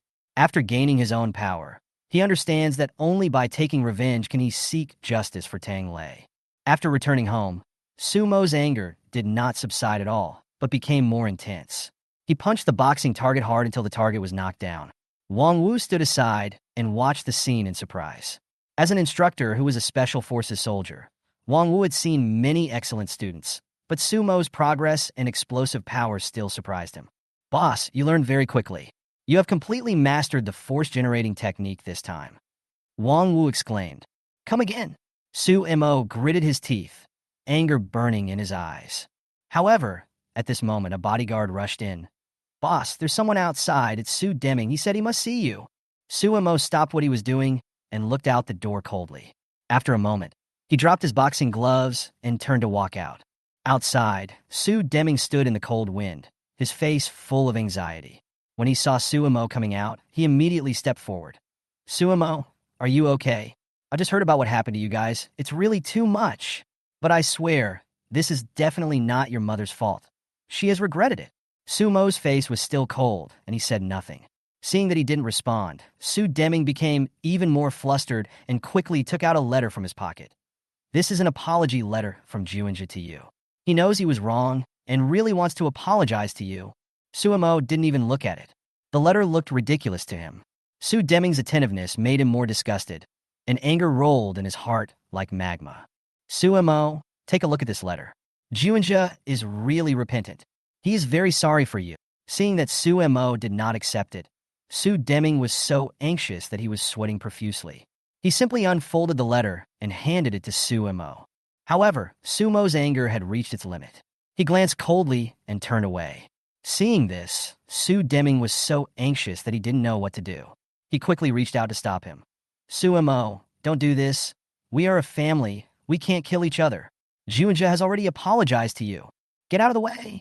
Sue Mo's voice was low and dangerous, and the anger in his eyes almost swallowed Sue Deming. Dad, please don't hurt our family anymore. Your mom jumped from the 15th floor. That's enough. Please don't be angry anymore. Sue Deming said in a pleading tone, trying to calm Sue Mo down. However, before he finished speaking, Sue Mo suddenly swung his fist and hit Sue Deming's face hard. With a dull sound, Sue Deming screamed and staggered to the ground. I'm telling you, Sue Deming, Sue Mo's voice was icy cold. Go back and tell Sue Juanja to clean his neck and wait for me. I will make him regret it for the rest of his life. Sue Deming looked at Sue Mo in pain, his face full of horror, but Sue Mo no longer paid attention to him and turned around and strode away. He walked back to the basement again with anger and continued to hit the boxing target. The anger in his heart was burning like a raging fire. If Sue Deming was not his father, he would have sent him to hell long ago. The air in the basement was filled with the sound of Sue Mo's roar and punches. Wang Wu stood aside, a trace of awe flashing in his eyes. This is a genius. At the same time, in the Sue family's villa, Xie Bingyan lay weakly on the bed, trembling all over, her heart aching. The black blood flowing from the corners of her mouth reminded her of her physical weakness. But what hurt more than her body was her heart. She regretted it so much that she wanted to kill Sue Deming and Sue Juanja with her own hands. In the past, in order to maintain her pride, she even declared that Sue Juanja was her real son and openly severed her relationship with Sue Mo. But now, everything has collapsed. Her pride and persistence seemed to have pushed her into an endless abyss. There is no turning back. Now, she could only suffer in endless pain, as if she was burned by an invisible fire, and every inch of her heart was breaking and shattering. She knew that no one could reverse the consequences of all this. Chapter 281, What We Lack the Least Now is Money and Strength. Xie Zhen stood in front of the bed, looking at the weak Xie Bingyan, his heart filled with anger and helplessness. Sue Mo had a car accident, someone died, and the vehicle involved was Xie Bingyan's car. This incident was obviously related to her, and the only person who could have used this car was Sue Juanja. Sue Juanja, how dare he do such a malicious revenge? Xie Zhen's voice was filled with anger. I already know where he is. I will definitely catch him and bring him to justice. Xie Bingyan listened, and the pain on her face became more profound. Xie Zhen sighed and continued. What you should consider most now is not Sue Juanja, but how to repair your relationship with Sue Mo. After all, Sue Mo is your real son. Endless regret emerged in Xie Bingyan's eyes. She knew that her past actions had completely hurt Sue Mo. She could have saved it earlier, but her self-esteem and pride made her make mistakes again and again. Xie Zhen looked at her speechless expression, feeling a little reluctant, but still said coldly, I have advised you a long time ago not to be so self-righteous. It is not unfair for you to end up like this now. However, Sue Mo only slapped you a few times, which means that he still remembers that you are his mother. But maybe he just remembers. Xie Zhen didn't want to say anything more and left the ward. Xie Bingyan curled up on the bed, tears running down her cheeks. The regret in her heart was as painful as a knife. At the same time, Sue Mo was venting his anger in the boxing ring in the basement. He punched the sandbag one punch after another, and each punch seemed to be venting his inner hatred. Gu Huanqi and Li Banzwang walked in. Seeing Sue Mo like this, although they felt distressed, they knew that he needed to vent, so they did not stop him. The investigation results are out. Suddenly, a subordinate rushed in and handed a document to Li Banzwang. Li Banzwang took the information, took a look at it, and said angrily, Sure enough, Su Bohan is behind all this. His goal is to prevent Sue Mo from returning to the Su family and completely sever his ties with the family. He knows that Sue Mo's company has grown and is a threat, so he uses Sue Juanja to create chaos and try to disrupt our progress. The subordinate continued. Sue Mo stopped and walked over panting, with coldness in his eyes. Su Bohan's purpose is very clear. He is afraid that you will go back and challenge his position. Li Banzwang analyzed calmly, but we have enough capital. Although Su Bohan is powerful, his energy empire cannot compete with our two major groups. Su Mo was silent for a moment, and a hint of determination flashed in his eyes. Call Su Deming back. When Li Banzwang heard this, she was overjoyed. Yes, I'll do it right away. But don't be impulsive. We have plenty of ways to deal with Su Bohan. Su Mo nodded. He knew that now was the time to act. Since Su Bohan was afraid that he would return to Shuzhong, he had to go back. To completely solve this problem, he had to face these old foxes in the Su family and bring them down personally. Get everything ready. I'm going back to Shuzhong to face Su Bohan in person. Chapter 282. You can also see the most beautiful starlight. Su Bohan was afraid that Su Mo would return to Shuzhong, so let him be truly afraid. Su Mo smiled coldly. He didn't mind using money to get everything done, dividing the shares, even at any cost. As long as the financial resources were sufficient, all obstacles would be solved. Su Deming was so excited that he rushed over almost immediately after hearing the news that Su Mo wanted to see him. He thought Su Mo had forgiven Su Juanja and was very excited. However, when he saw Su Mo, all his expectations vanished. Su Mo, are you planning to go to Shuzhong? I can take you back to meet your grandfather and introduce you to those uncles and cousins. The Su family is the energy tycoon in Shuzhong, and that place is our world. Su Deming's face was full of anticipation, and he was eager to make this return home possible. Su Mo interrupted coldly. Su Juanja is also in Shuzhong, right? Su Deming was a little flustered and quickly handed over a letter. This is an apology letter from Juanja to you. He said he would come to apologize to you in person soon. He really regrets it. Have you gone back to see Xiebingyan? Su Mo sneered, his eyes full of sarcasm. Su Deming was choked by this sudden question, coughed awkwardly, and tried to explain. I will find time to explain to her. Su Mo, Juanja is your brother, and it has nothing to do with Xiebingyan. Yeah, it has nothing to do with Xiebingyan, because he is not Xiebingyan's son, so you dare not face her. Su Mo said coldly, his anger gradually rising. Then who do you think is responsible for all these things that happened recently? Su Deming was stunned. Who can use Xiebingyan's car? Who has the motive to do this? Su Mo stared at him coldly, his tone cold. Your stupid idea makes me sick. Did you come here today to make me forgive you? Su Deming was speechless for a moment, and his face turned pale. Go back and tell Su Juanja that I'll be going to Shuzhong soon. I want to see where he can escape to. Su Mo's eyes were cold, and he said resolutely, as for you, you are still useful for the time being. Su Mo, are you saying that Juanja was responsible for the car accident? Impossible. How could Juanja have the guts to do that? Su Deming's face was full of disbelief, and his voice was trembling. Killing someone means paying with your life, and debts mean paying back. That's only natural. Su Mo roared angrily. Go ask Xiebingyan yourself. She might want to kill him now. Su Deming stood there in a daze, his face as pale as paper, as if everything suddenly became clear and terrifying. He shook his head and muttered, This is impossible. Juanja can't do such a thing. Get out. I will go to Shuzhong in 3 days. Su Mo ignored him and coldly ordered the bodyguard to kick Su Deming out. There was no more hesitation in what happened next. Su Mo knew that everyone in the huge Su family was pursuing their own interests. As long as they were given enough benefits, they would make a choice. Su Mo decided to send people to Shuzhong to contact those uncles and pave the way with money. The shares he held were enough to support his plan.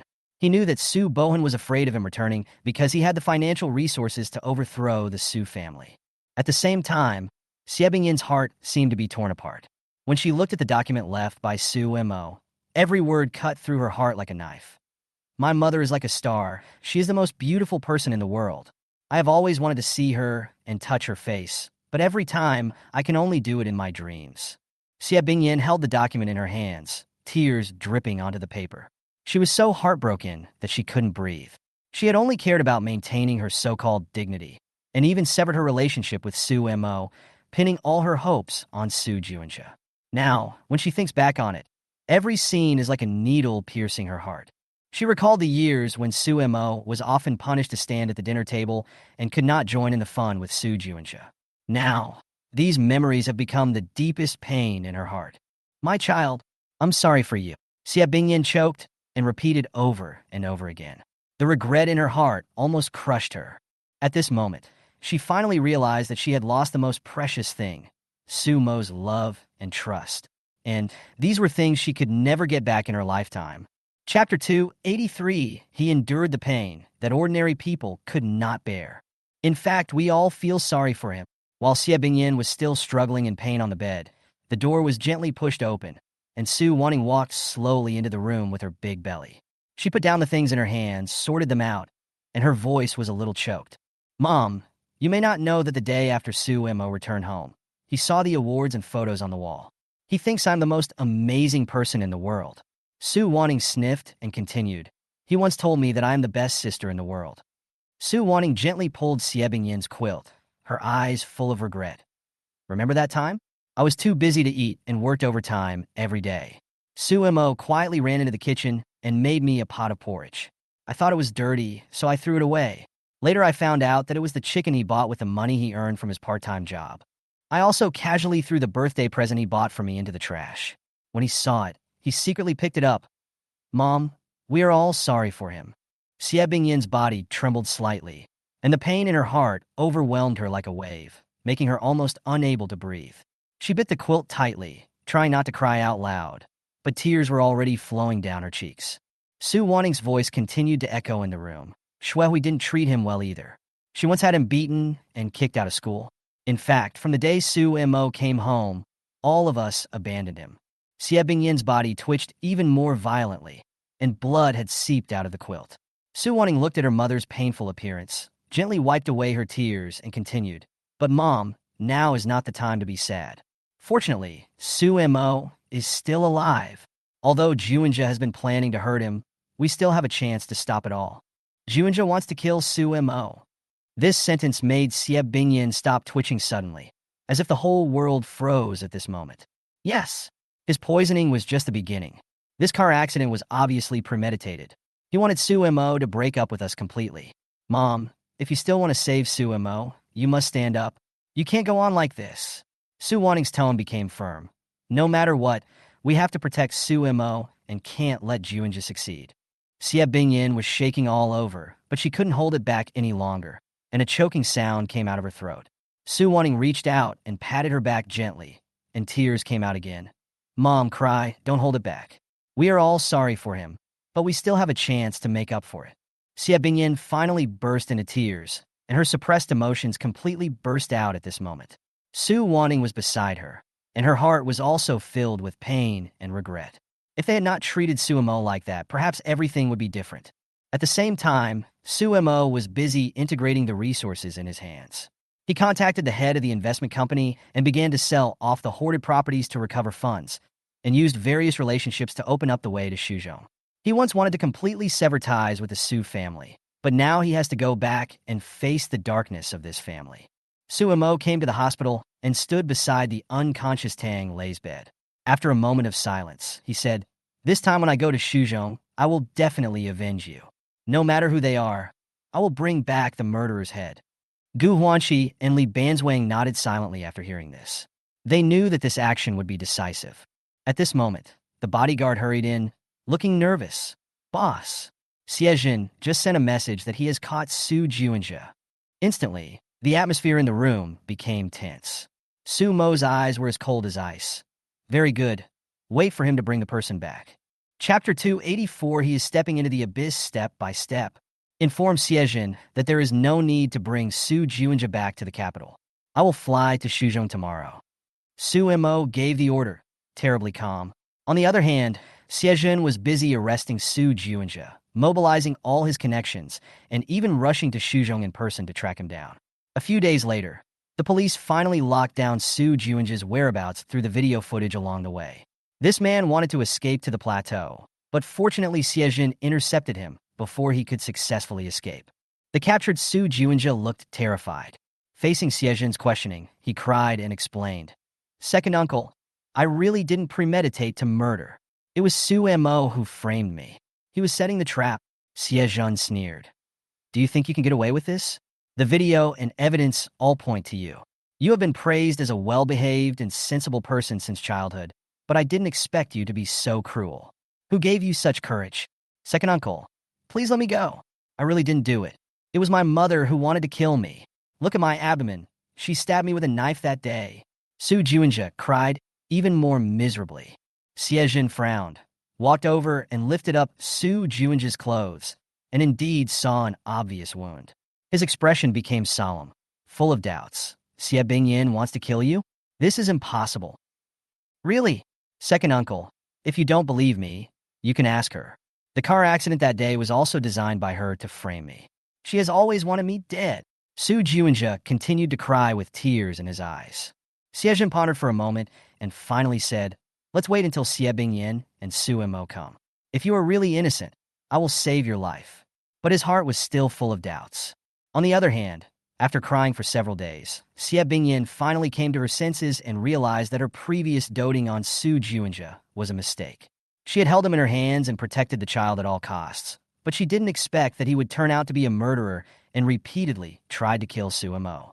Su Mo is your real son. He has always loved us the most. The words of her daughter Su wanting were like a heavy hammer, which made Xie Bingyin completely awake.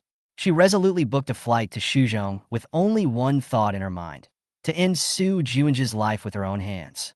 This child, who was once her most beloved, has now become the greatest pain and shame in her heart. At the same time, Su Deming was also horrified when he learned that Su Juinja had been arrested. He hurriedly flew to Shuzhong and frantically called Xiejin. No matter what, you must protect Juinja. Even if he made a mistake, he should be judged by the law. Don't let Xie Bingyin or Su Mo kill him. Su Deming's voice was full of fear and anxiety. He was afraid that his illegitimate son would die in the ruthless family struggle. He understood Xie Bingyin and Su Mo's hatred for Su Juinja, but no matter what, he couldn't let his biological son die in their hands. In Shuzhong, Su Bohan was smiling in front of the chessboard, quietly watching the upheaval among the family. He gently picked up a chess piece and slowly put it down, as if everything was under control. Su Juinja has acted according to our plan. He will do his best to throw dirty water on Su Mo, anger him, and make him lose control.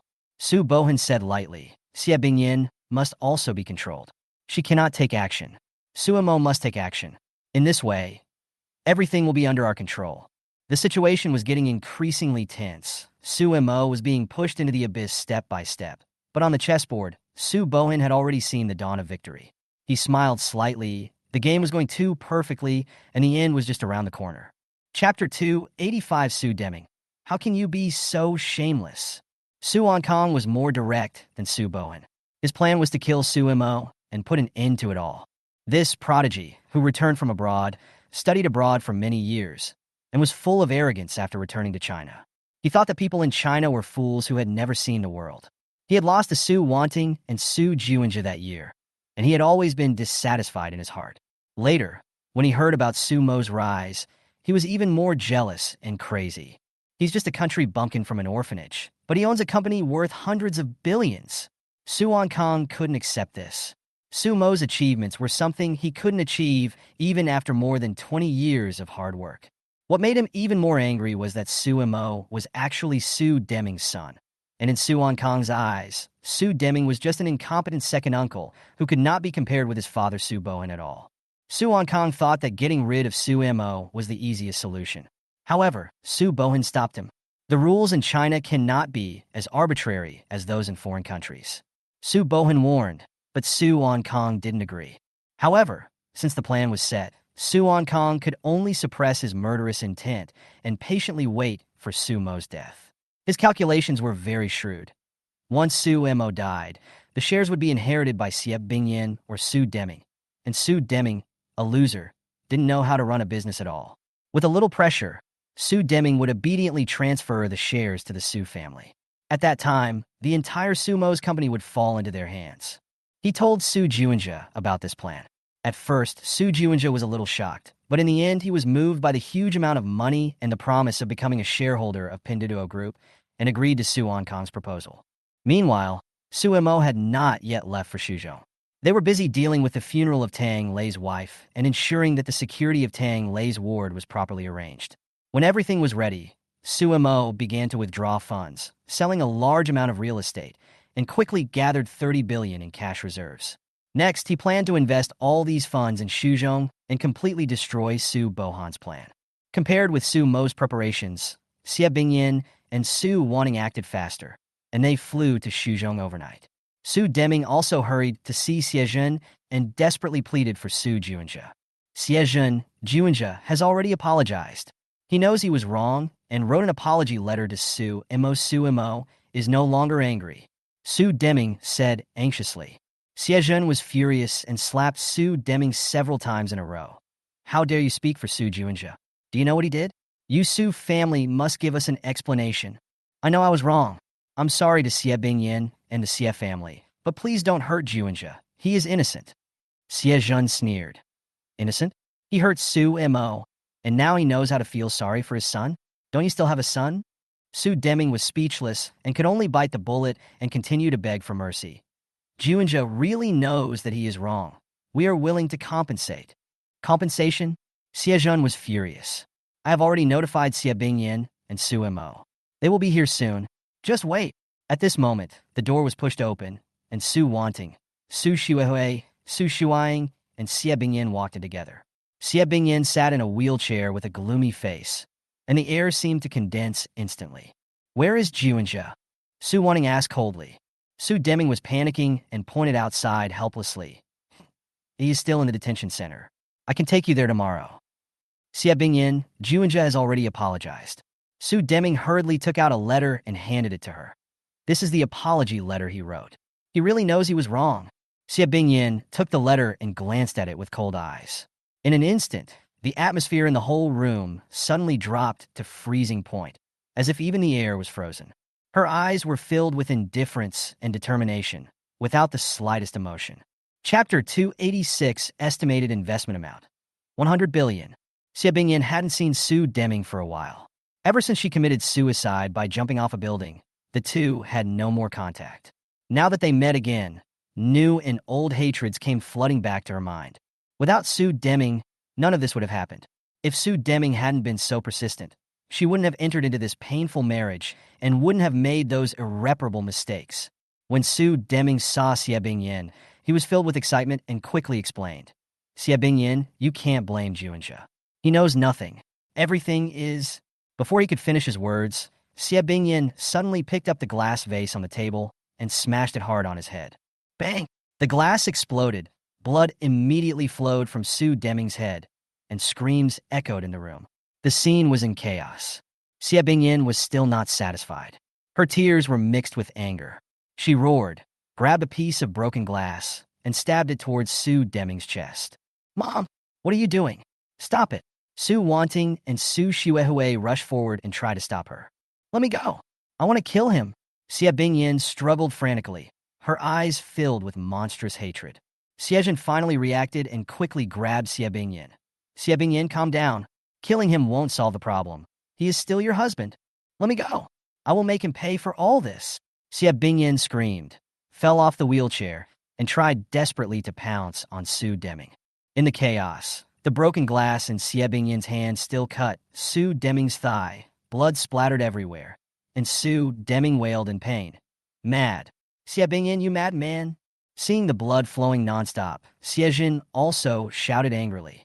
Calm down. Killing him now won't solve any problems. He and Su Wanting worked together to pull Xie Bingyin away. Su Deming covered his wound, almost losing consciousness from the pain, but still screamed. You can't hurt Juanjia. This is all your fault. He knew he was wrong a long time ago. Juanjia is not a scapegoat. Bang! Another heavy blow.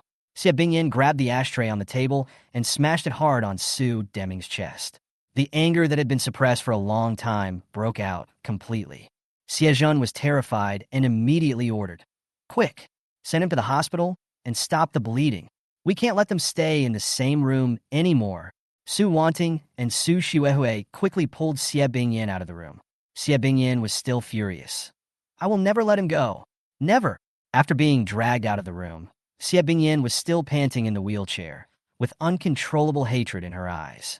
Su Wanting cried and advised, Mom, calm down. Killing him won't solve any problems. Xiejun's face turned pale. When facing Su Deming, he could no longer hold back his anger. Su Deming, you have done so many cruel things, and you still dare to beg for mercy. Are you bullying me because I have no one in the Xie family? You will pay the price for all this. Su Deming covered his wound in pain, screaming and shouting in despair. Xiejin, you can't kill me. I am innocent. If you hadn't backed Xie Bingyan, she wouldn't have done these things. You condone all this. Xiejin was completely furious when he heard this. He pulled out a stick and hit him hard. You still dare to quibble? Today I will let you see what I can do. Su Deming screamed and huddled in a corner with his head in his hands. However, Xiejun was still cautious and did not kill him. After hitting him a few times, he said coldly, "This time, even if Juinja doesn't die, he will be skinned alive. You decide for yourself." Su Deming no longer dared to make a sound and could only cover his wound with his face pale. At the same time, a shocking news came from Shuzhou. Su Mo, the richest man in the country and the helmsman of Pink 60 Group and Volcano Short Video, announced that he would soon go to Shuzhou and plan to invest hundreds of billions to build a chip production company. As soon as the news came out, the entire Shuzhou upper class was shocked. Su Mo's name has long been known to everyone. He has built two giant companies with a market value of hundreds of billions. Pink 60's market value has reached 280 billion, and Huishan Short Video is not inferior, with a valuation of more than 120 billion. Not only that, Su Mo also owns T-Platform abroad. This unicorn enterprise, similar to short videos, is popular internationally and is valued at 50 billion US dollars, equivalent to 350 billion renminbi. If T-Platform is included, Su Mo is undoubtedly the richest man in the country. There was also gossip that Su Mo was the grandson of the Su family in Shuzhou. This background attracted the attention of the top leaders in Shuzhou, and everyone was waiting for the arrival of this legendary figure. Chapter 287, he knows exactly where his advantages lie. After the news was broadcast, the people of Shuzhou were immediately excited. An investment of 100 billion yuan is a rare big deal for Shuzhou, especially the settlement of the chip industry, which will not only boost the economy, but also bring a large number of employment opportunities. The officials in Shu did not dare to be negligent and held a meeting overnight to discuss how to receive the country's richest man, Su Mo. Su Mo will arrive tomorrow morning to inspect the chip industry. He also plans to invest 15 billion in new energy vehicle projects. This is great news. We must keep him here. The provincial department has already issued a notice to arrange for someone to pick us up at the airport tomorrow. No mistakes can be made. At the same time, in an old mansion in Shu, two old men were drinking tea and playing chess. Old Su, is this your grandson mentioned in the news? The gray-haired old man looked at old Su beside him in confusion. Old Su frowned. Deming's child? He never brought him home, and I thought he would have no future. It seems that this time I'm going to give your family face. He came back. I'm afraid he wants to seek justice for Su Deming. The gray-haired old man joked. Old man Su had a complicated expression. After thinking for a moment, he snorted coldly. What can he do even if he comes back? The Su family will not change because of him. Although he said this, his expression never relaxed. At the same time, Su Bohan also received the news and was shocked. Su Mo had always been low-key. So why was he suddenly so high-profile that even the provincial government sent people to pick him up at the airport? This made Su Bohan feel uneasy. He immediately called to inquire about the details. The provincial and ministerial departments attach great importance to this and have issued instructions. Su Mo's return is not only to visit relatives, but also to bring a chip investment project with an amount of up to tens of billions. The answer on the other end of the phone made Su Bohan's face even gloomier. It seems that he is directly using the power of the provincial government to put pressure on him. Su Bohan thought to himself. Su Mo's high-profile behavior made him feel a sense of oppression that he was forced into a desperate situation. Although Shuzhou is the territory of the Su family, they don't have the final say. The attention of the provincial government put Su Mo in the limelight, which undoubtedly brought huge pressure to the Su family. He came back not to secretly deal with Su Juinja, but to make a name for himself and intimidate the Su family. Su Bohan said coldly, Dad, are you looking for me? At this time, Su Onkong walked into the room.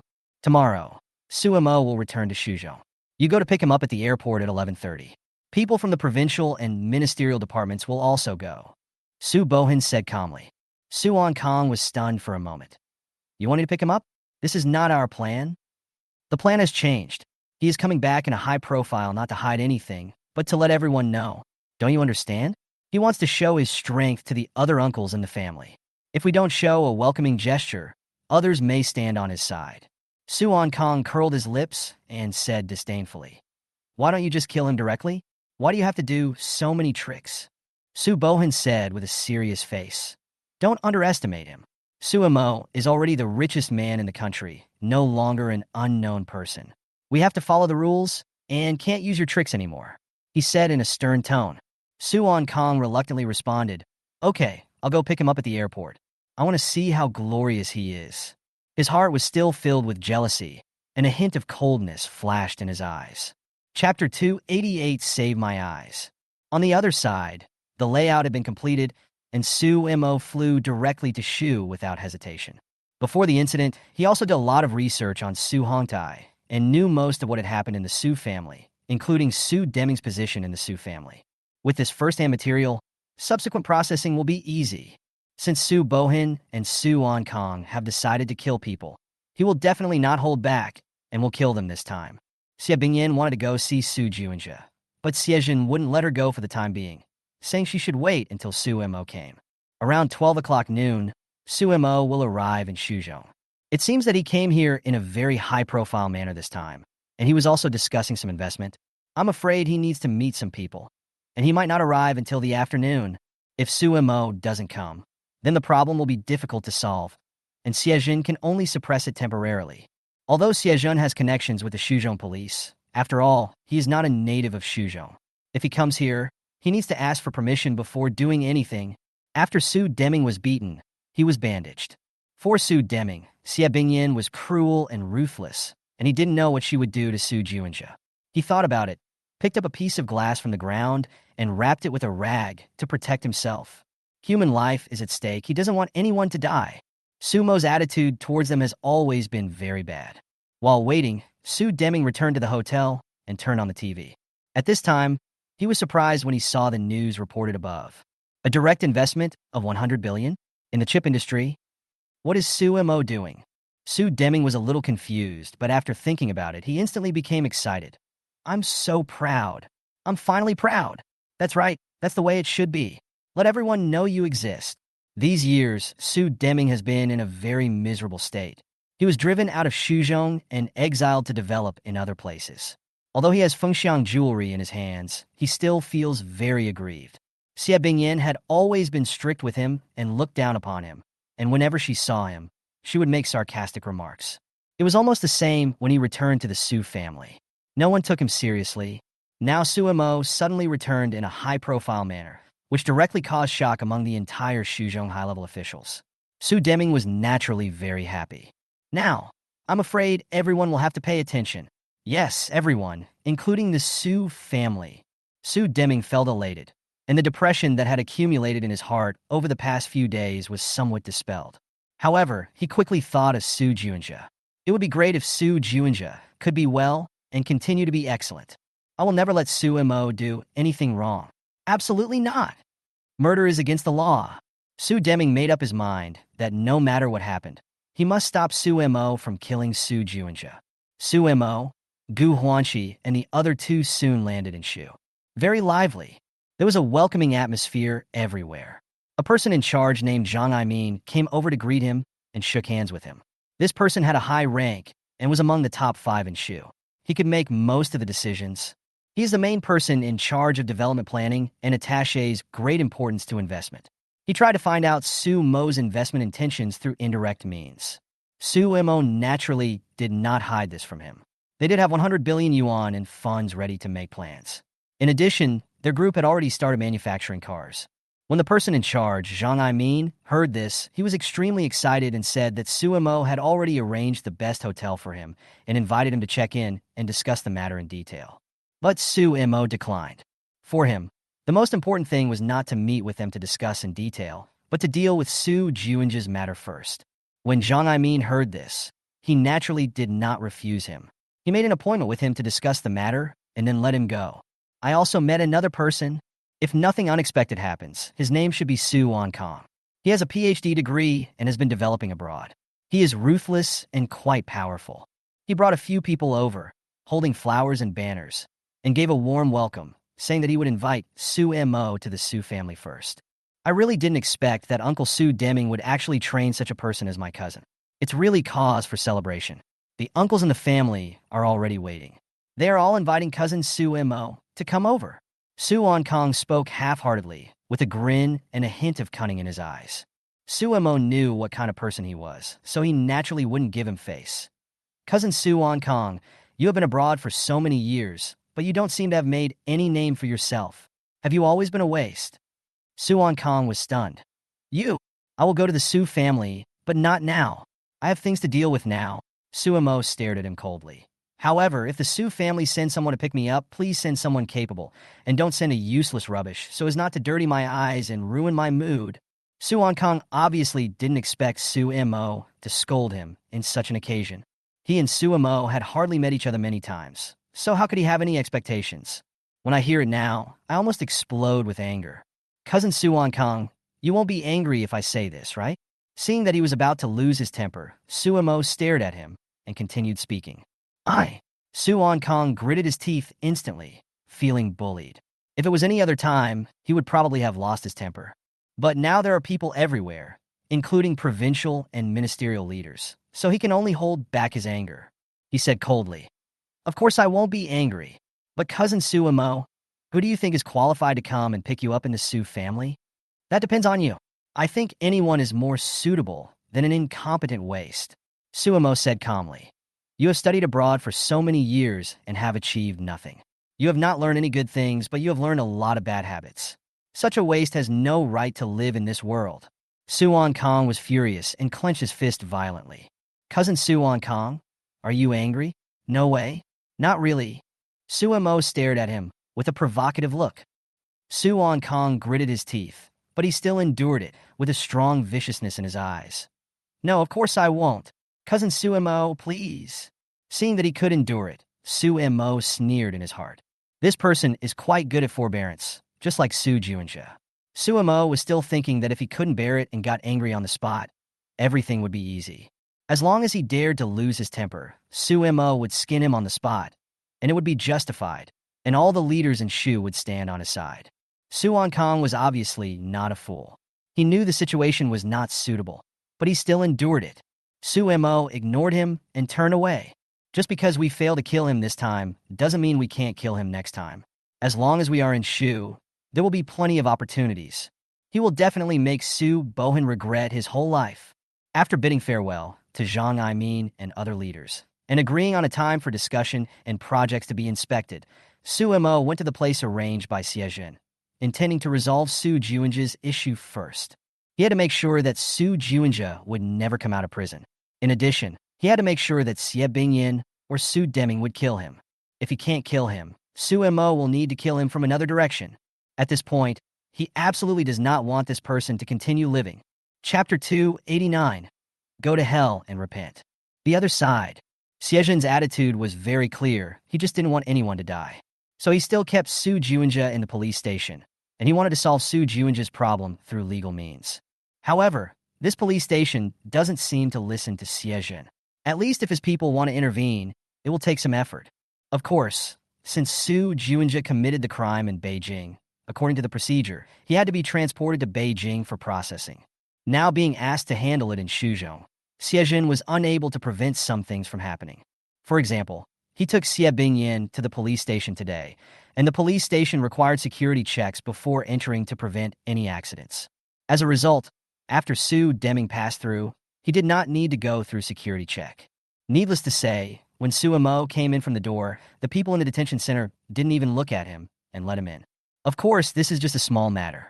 Even if a dagger and some metal hairpins were found on Xie Bingyin, it would not be a big deal. Xiejin didn't care about this little thing. However, after Su Mo came over, the situation suddenly became much more tense. The first one came Su Deming. He rushed to Su Mo and tried to persuade him to let Su Juinja go. Seeing how desperately he begged, he almost knelt down to beg.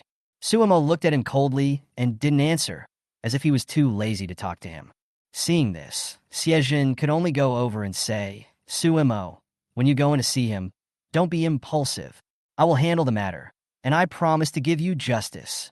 Su Mo glanced at him and said, Xie Jiao, I have given you many chances. Xie face froze, and he could only bite the bullet and say, "You have to know that this is in the police station and the detention center. Nothing can escape my control." "Can you control everything?" Suemo stared at him. "As long as you don't act impulsively, that's fine," Xie said. Suemo ignored him and walked inside. Suemo! Suemo! Seeing Suemo come in, Su Wanting, Su Shuehui, and others shouted, their expressions filled with deep guilt. They didn't dare to look into Su Mo's eyes now. Su Mo ignored them, didn't even look at them, pulled over a chair, and sat down. Xie Bingyan was sitting a little behind Su Wanting and Su Shuehui. She was staring at Su Mo without blinking and didn't say a word. "I don't know what he is thinking. Everyone come with me. It's in the next room." Xie took a look, sighed slightly in his heart, and said so. Everyone followed him and walked inside. During this time, Xie Bingyan's eyes never left Su Mo. She still stared at him intently, clenching her fists tightly. Her nails seemed to have pierced into her flesh, and blood was almost forced out. There was no color in her face. Xie seemed to have given Su Juinja some instructions just now, so after everyone entered the room, Su Juinja was a little quiet. He was handcuffed to a chair and seemed to have been beaten. His nose and face were bruised and bloody, and he looked very miserable. He was sitting motionless on the chair. When Su Deming saw Su Juinja's miserable state, he was shocked. "Xie Lao, what did you do to him? Did you have someone beat him up?" "You won't die. Don't worry." Xie face was calm, and he shouted to Su Juinja, who was motionless. "Su Juinja, everyone come over. See what I have to say." Su Juinja knew that everyone had come over, but he kept his head down and didn't look at anyone. Only when he heard Xie words did he raise his head slightly. "What do you mean? What can I say? I've said everything I need to say." Su Juinja started, then stared at Suemo suddenly. He was so excited that he wanted to stand up and yell, "It's him. He framed me. I don't admit any of the crimes." He pulled the handcuffs, startling the policeman next to him, who quickly pushed him down. "I'm telling you I'm innocent. I haven't done anything illegal or criminal. I've always behaved myself and been a law-abiding citizen. He framed me for everything. His purpose was to drive me out of the Su family and make me lose my inheritance rights." After Su Juinja was pressed on the table by the police, he shouted at Su Mo with a ferocious face, "Dad, please save me. He wants to kill me. Mom wants to kill me too. It's all because of Su Mo that I became like this." Su Juinja pleaded with Su Deming again. Upon hearing this, Su Deming immediately nodded and said, "Don't worry, Juinja. You will be fine. I guarantee that no one can hurt you." "Wow, please inform Uncle quickly. Uncle knows Su Mo's purpose and his sinister intentions. He is framing me." Su Juinja suddenly burst into tears. When Xie saw this, he felt a headache and turned back to ask Xie Bingyan, "Xie Bingyan, did you stab him? Do you want to kill him?" Yes. She wanted to kill me. Look at my lower abdomen. It was stabbed by my mother with a knife." Su Juinja continued crying and said, "I clearly didn't do anything. Why did she stab me? It's all because of Su Mo. He framed me." Then Su Juinja shouted at Xie Bingyan again, "Mom, don't believe Su Mo. He is a devil. He did this to get revenge on you. He said before that he would definitely get revenge on you. He deliberately framed me and wanted us to kill each other. Don't believe him." Hearing this, Xie Bingyan withdrew her gaze from Su Mo and turned to look at Su Juinja. She didn't say anything but silently pushed the wheelchair, trying to get to Su Juinja's side, but suddenly a female police officer stopped her and wouldn't let her pass. It seemed that the female police officer stopped her specifically and did not stop anyone else. Xie Bingyan looked at him and remained silent. She wanted to move forward, but the female police officer would not let go, so she could only remain in a stalemate. Xie took one look and sighed. "Everyone, get out first. Now, this is our family affair. We will handle it ourselves." A few policemen took one look and frowned. Two of them whispered to each other for a few words, then nodded and walked outside. Seeing that all the police had left, Xie said to everyone, "All right, there are no outsiders now. We will handle the next matter ourselves. We will sort out your affairs from the beginning. No need to sort it out. What else is there to sort out?" At this time, Gu Huanqi came out and said slowly, "We have a lot of evidence in our hands, from the beginning to now. Now let's give him a speech first." Everyone was surprised when they saw it. Gu Huanqi was referring to Su Juinja. Su Juinja was slightly surprised and raised his head. Gu Huanqi took out a recorder placed it in front of Su Juanja, and opened it. A voice soon came out of it. Su Juanja, I'm Gao Kai. Why did you betray me? As soon as these words were spoken, Su Juanja's face changed drastically. Unfortunately, I found your performance very entertaining, and you could win an Oscar. So, I have already given all the evidence to someone else. This is the price for betraying me. Su Wanting, Su Pundi, Su Shuehui, Chunanxiong, go to hell and repent. When everyone heard this, they immediately held their breath. Chapter 290. You don't think that Su Juanja is really your biological son, do you? Kai, is it Gao Kaier? Sister Su Wanting was surprised. Gao Kaier has not appeared during this period and no one knows where she has gone. You have to know that Gao Kaier is Su Juanja's wife. Logically speaking, they have a close relationship. She should not have been absent during the time when Xie Bingyin jumped off the building. However, Gao Kaier never came to see Xie Bingyin from beginning to end. Now her voice suddenly appeared. What was going on? Everyone immediately listened attentively.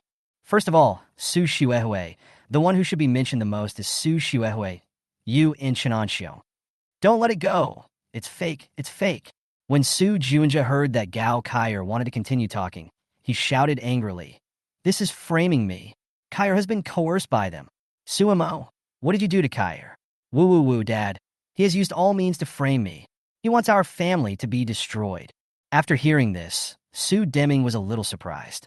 Mom, big sister and second sister, don't believe Suemo. Have you all forgotten? Suemo has always wanted this. He is a demon. Su Juanja pleaded with them again. Don't believe him. He just wants to kill me and take revenge on you and all of you. I didn't do anything, and he forced me to have the car accident. When Su Juanja heard Gao Kaier's voice, he was already panicking, and now he quickly begged with anger in his eyes, and he bared his teeth at Su Mo. However, Gu Huanqi ignored him and continued to play Gao Kaier's recording. Your plan with Chenanxiong is full of loopholes and is useless. As expected, without me, you are nothing. Bang! Suddenly, there was a loud noise on the table. Su Deming turned around and slammed the table angrily. Don't put it on. Turn it off. Gu Huanqi took a look and frowned. Su Mo, I'm begging you. Dad, please let Juanja go. We are all family. Why do you have to put him to death? Su Deming turned around and pleaded. And Xie Bingyin, aren't the things you did vicious enough? If it weren't for you, nothing would have happened. You are the cause of all this. Su Deming stared at Xie Bingyin and said earnestly, I know I'm sorry for you, but you're also sorry for Su Mo, sorry for Juanja, sorry for everyone. Don't think it's all someone else's fault? No. In fact, it's all your fault. Xie Bingyin stared at him and frowned. And Su Wanting, you did nothing wrong, didn't you? You were also totally wrong. When Su Mo came home, you had no good intentions. I know exactly what you were thinking at the time. You always wanted to exclude him. Your sin is even heavier than Juanja's. If it weren't for you, Juanja would never have gone down the wrong path. Xue, Manny, Shuang, and even Laolu, I have investigated all of your affairs. Each of you has committed a grave sin, and you have all let Su Mo down. Su Deming stared at them and said pleadingly, I beg you to let Juanja go. Spare his life and don't force him to death. When Su Wanting, Su Shuehui, and others heard this, they were shocked. Seeing Su Deming like this, Su Juanja seemed to have rekindled his hope and said excitedly, Dad, I'm also wrong. I am sorry to Mom, but I didn't do most of the things. It was others who framed me and framed me. This recording of Kaier can't be taken seriously. Second uncle, please let me go. I didn't kill anyone. I didn't. Su Juanja began to struggle again. Gu Huanqi looked back at Su Mo, hesitating whether he should continue playing the recording. However, Su Mo did not look at him. Instead, he looked at Su Deming calmly, without saying a word. Gu Huanqi took a look, thought for a moment, and continued to play Gao Kaier's recording. It's a pity, Juanja, that your plan with Chenanxiong was not completed. You thought you had completed it and could get the support of the Chen family, but in fact, you were in a panic and Su Shuehui has been intact so far. In addition, Chenanxiong has been arrested, and Su Shuehui's affairs have been revealed. In fact, Su Shuehui really watched a good show that night. As soon as these words were spoken, Su Juanja's eyes suddenly widened, and his expression was shocked. He didn't know about this and thought Chenanxiong had already finished the task. Su Deming was shocked when he heard this, and stared at Gu Huanqi fiercely. Don't let him go again. I beg you, don't let him go. Su Deming was already panicking and seemed to be getting more and more terrified. Suddenly, he looked towards Su Mo, and with a thud, his legs went limp and he knelt down towards Su Mo. I beg you. Su Mo, Dad is kneeling down to beg you. Please let Juinja go. Please spare his life. He's your brother after all. Dad kowtows to you. Dad has knelt down and kowtowed to you. Please forgive him. Seeing him like this, everyone was stunned and shocked. Not to mention Su Wanting, Su Shuehui, and others.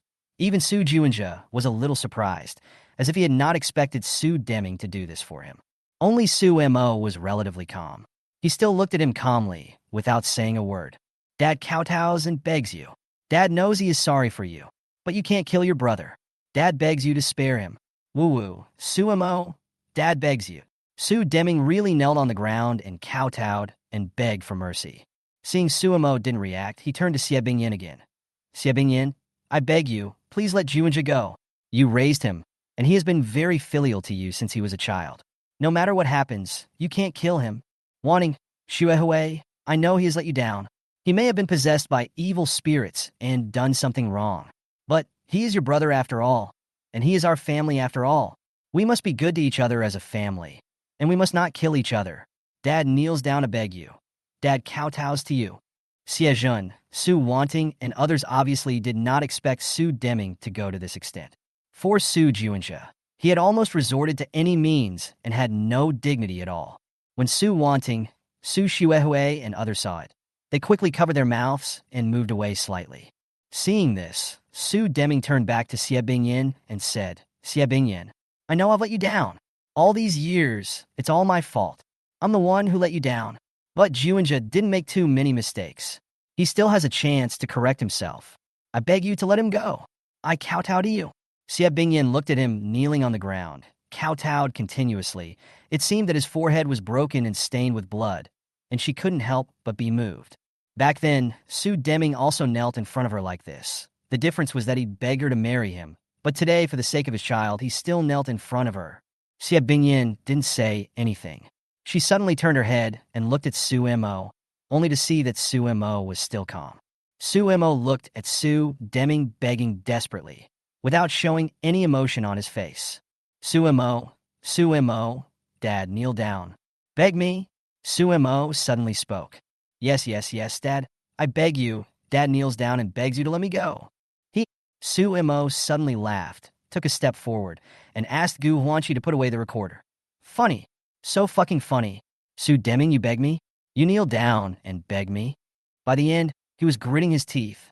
Su Deming couldn't help but feel confused when he heard it. Su Deming, you have finally come to this day.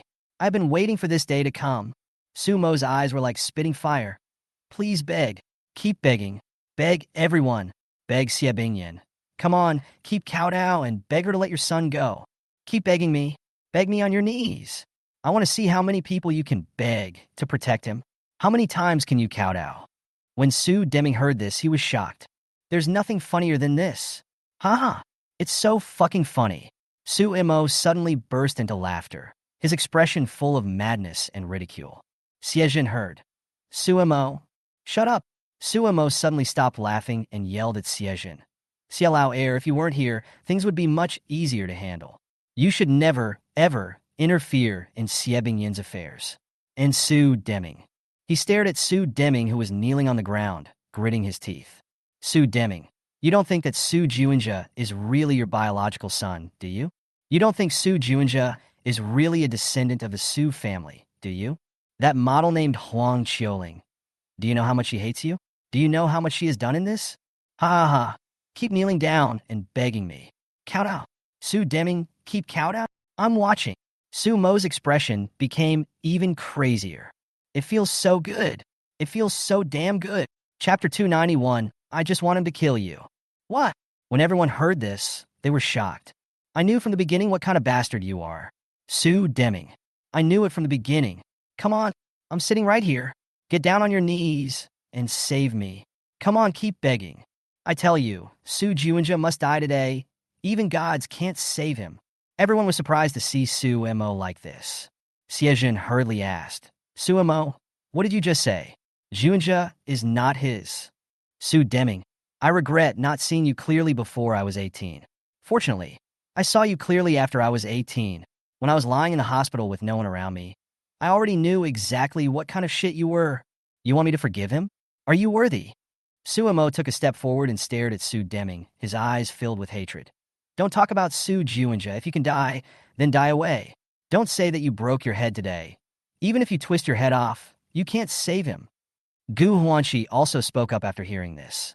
Su Deming, you actually predicted everything on this recording, right? You should have guessed what evidence we are going to produce.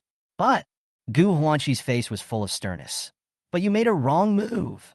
As she said this, she turned around and stared at Xie Bingyan and the others. We have a death. Since there is a death, someone must pay for it. Every wrong has its perpetrator. Every debt has its creditor. Killing someone and paying for it.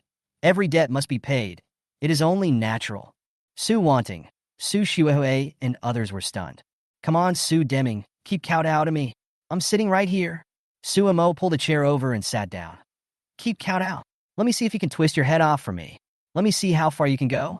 You. After saying that, Su Mo turned around and stared at everyone. You can kowtow too. Come and beg me. Beg me to let him go. Xie Bingyan, isn't this what you want? Your precious son is waiting to be killed. Come on. Didn't you say how outstanding he is? Everyone's face turned pale. I knew from the beginning what kind of bastards you are. You want me to forgive you? Are you worthy of my forgiveness? Someone must die today. Even the gods can't save him. Who do you want to die first? Everyone was stunned and didn't move. Xiejun was shocked and said hurriedly, Suemo, is what you just said true? Juinja, isn't Su Deming's illegitimate son? Oh. Suemo turned around and looked at Xiejun, as if he wanted to laugh. Gu Huanqi glanced at Suemo with a worried look on his face and said, Su Juinja does have another identity. He has already found his biological mother and biological father.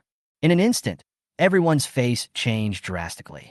Su Deming, in particular, widened his eyes in disbelief. How is this possible? Don't believe her. Dad, don't believe her.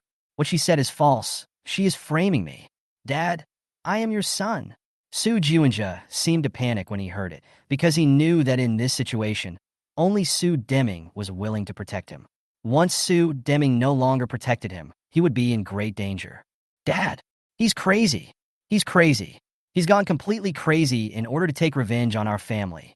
I'm your son. When Su Deming heard this, he looked at Juinja, was stunned for a moment, then suddenly turned back to look at Su Mo and Gu Huanqi. Ha ha ha!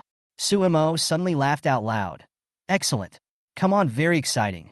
Su Deming, do you think he is your son? Ha ha! Is he? Seeing him like this, Su Deming panicked. I know what you did back then. Didn't you just do a few paternity tests? Ha! It turns out to be your child, right? Su Mo laughed sarcastically. Su Deming, you still have a chance. You can still kneel down and beg me to save his life. Come on, I'm sitting right here. Xie Bingyan. He suddenly turned around and stared at Xie Bingyan, hatred spurting out of his eyes. Come over here and beg. Come on, kneel down and beg. Just wait and see if I kill him or not. Just wait and see. Seeing him like this, Xie Bingyan clenched her fists tightly, her nails digging into her flesh, and she felt so heartbroken. It felt like my whole body was about to break in half, and it was difficult to breathe. If Su Juinja is really not Su Deming's son, Su Mo must be even more heartbroken and has already lost all hope. Why is this happening? Could it be that before coming here today, he had some expectations of Su Deming? Otherwise, why didn't he say before that Su Juinja was not Su Deming's son? Perhaps before Su Deming knelt down, Su Mo did still have some expectations in his heart. He knew that this was his biological father and was willing to give him a chance. But now, it seems that there is nothing. He no longer had any expectations for them. Xie Bingyan looked at Su Mo, opened her mouth and wanted to speak, but suddenly found that she could not make a sound. Throat stuck. She didn't know what to say. My heart has been broken in two. I know what you want to say, Su Deming. When you came to me with an apology letter that day, I already knew what a bastard you were. Su Mo stared at Su Deming, his eyes full of hatred. I expected that you might kneel down and beg me. Now I really expected it. Ha! But it's useless. Su Mo stopped smiling and became extremely cold and fierce. It's useless. All of you must pay with your lives. All of you must die. Siejin listened and said seriously, Su Mo, stop talking nonsense. Explain what's going on first. Is Su Junja really not Su Deming's illegitimate son? This is a video. This is a recording. And Gao Kaier's testimony. This is a paternity test. Without waiting for Su Mo to speak, Gu Huanqi suddenly shook out a bunch of things and placed them in front of everyone. We have known Su Junja's true identity since 3 years ago. He also found his biological parents 3 years ago. Most of the funds he obtained from the sale of Fengxiang jewelry shares have been transferred to the account of his biological mother Huang Xiuling. We have more evidence. She's lying. She's lying. Su Junja was horrified when he heard this. Don't believe her. Second uncle. Don't believe her words. These things are all forged. They are all fake. Siejun glanced at him, frowned, and reached out to open the recorder and the mobile phone with the video recording, only to see a large number of videos appear in them. He opened one of them and took a look and was shocked. The person in the video was indeed Su Junja. Su Deming, Su Xuehue, and others also saw the paternity test on the table and were all stunned. Su Deming couldn't believe it. He trembled as he took a look at the paternity test. It said Su Junja and a familiar name. That's fake. Dad, that's fake. Su Junja shouted hurriedly, trying to break free from the handcuffs. But he was handcuffed tightly. What if it's true? So what if it's fake? If it's fake, will you survive? Su Mo stared at Su Junja and couldn't help but laugh. Do you think Su Bohan can back you up and save you? Su Junja, you probably don't understand how far our hands can reach. I was expecting you to kill Xie Bingyan, so I wouldn't have to do anything. But who knew that you were such a loser and ended up getting stabbed in the back? I thought you were very strong and would fit in with my plan completely. Su Mo laughed wildly at him, with a hint of cruelty in his eyes. That's right.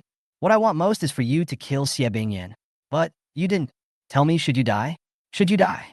Su Mo's eyes were filled with hatred, and he spoke every word.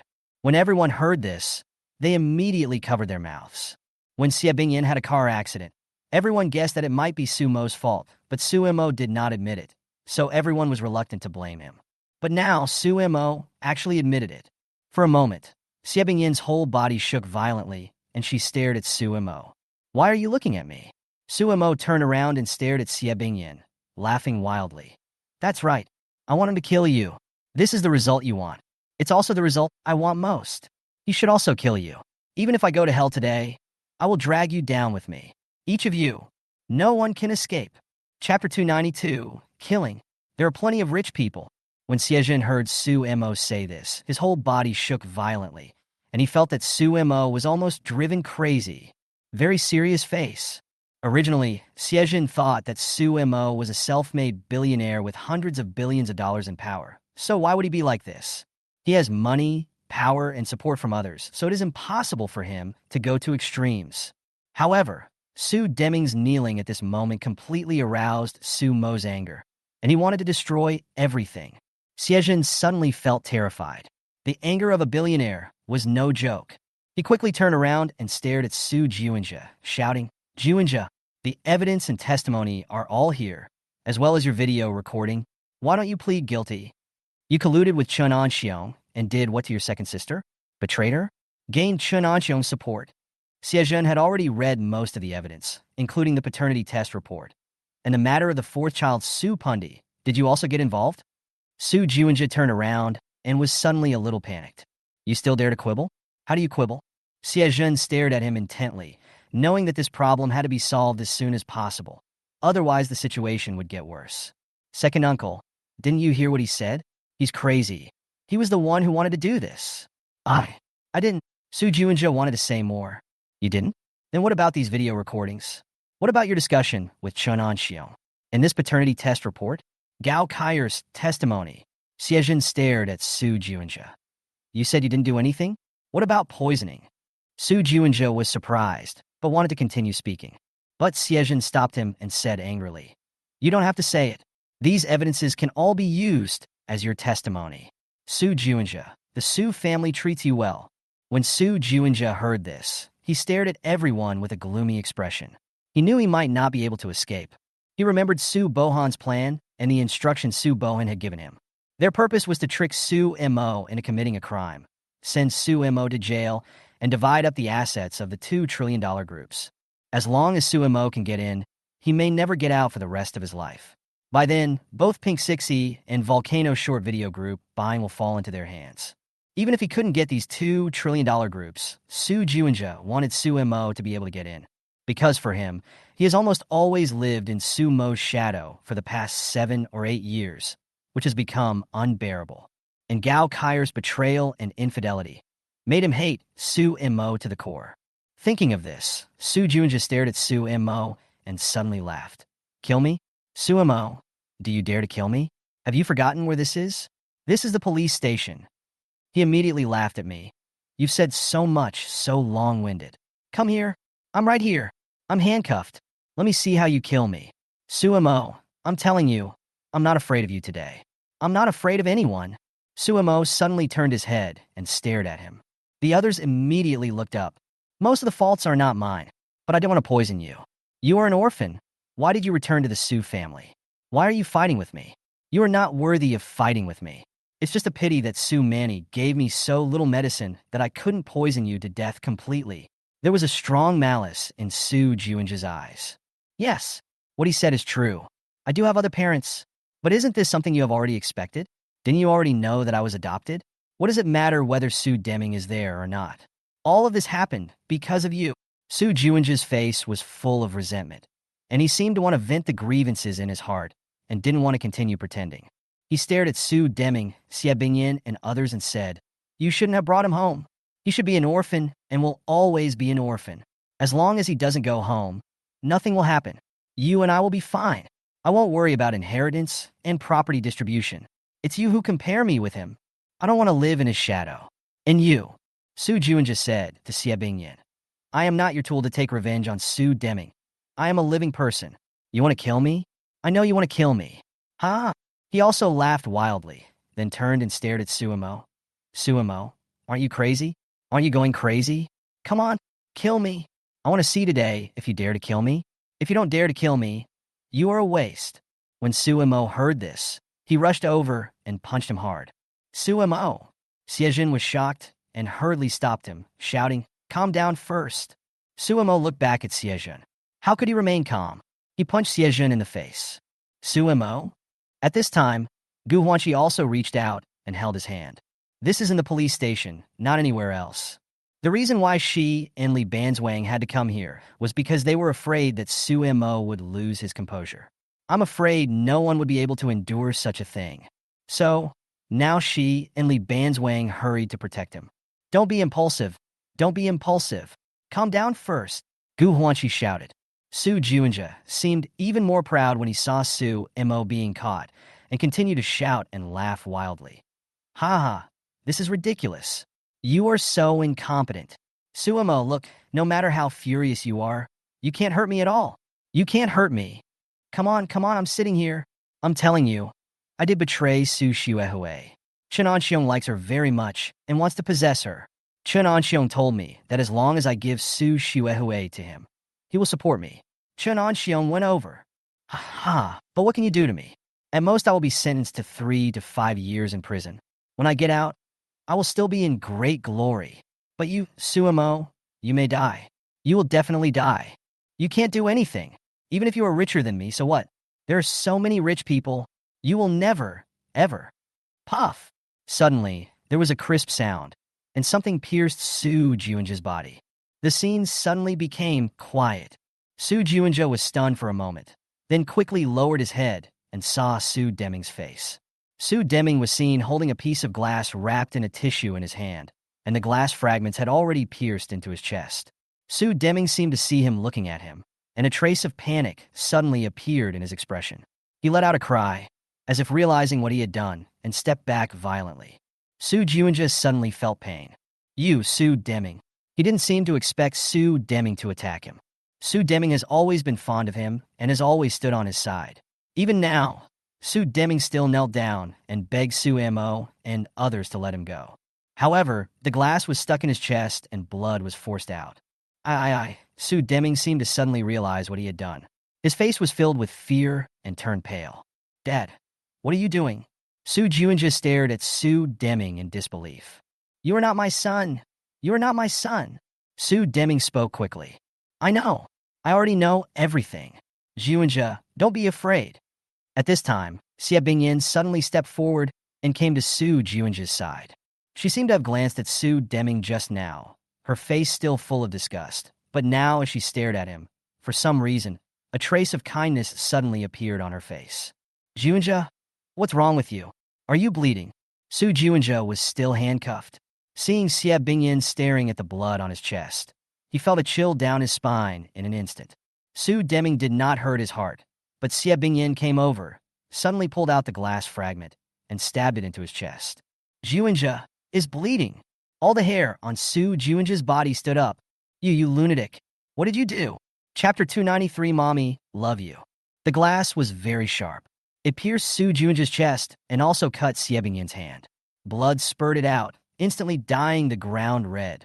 But Xie Bingyin seemed not to feel any pain. She held the glass tightly and continued to stab it.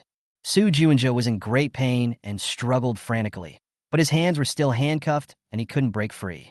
Seeing that Su Jiunja was restless, Xie Bingyin simply hugged him tightly. Jiunja, don't be afraid, Mom.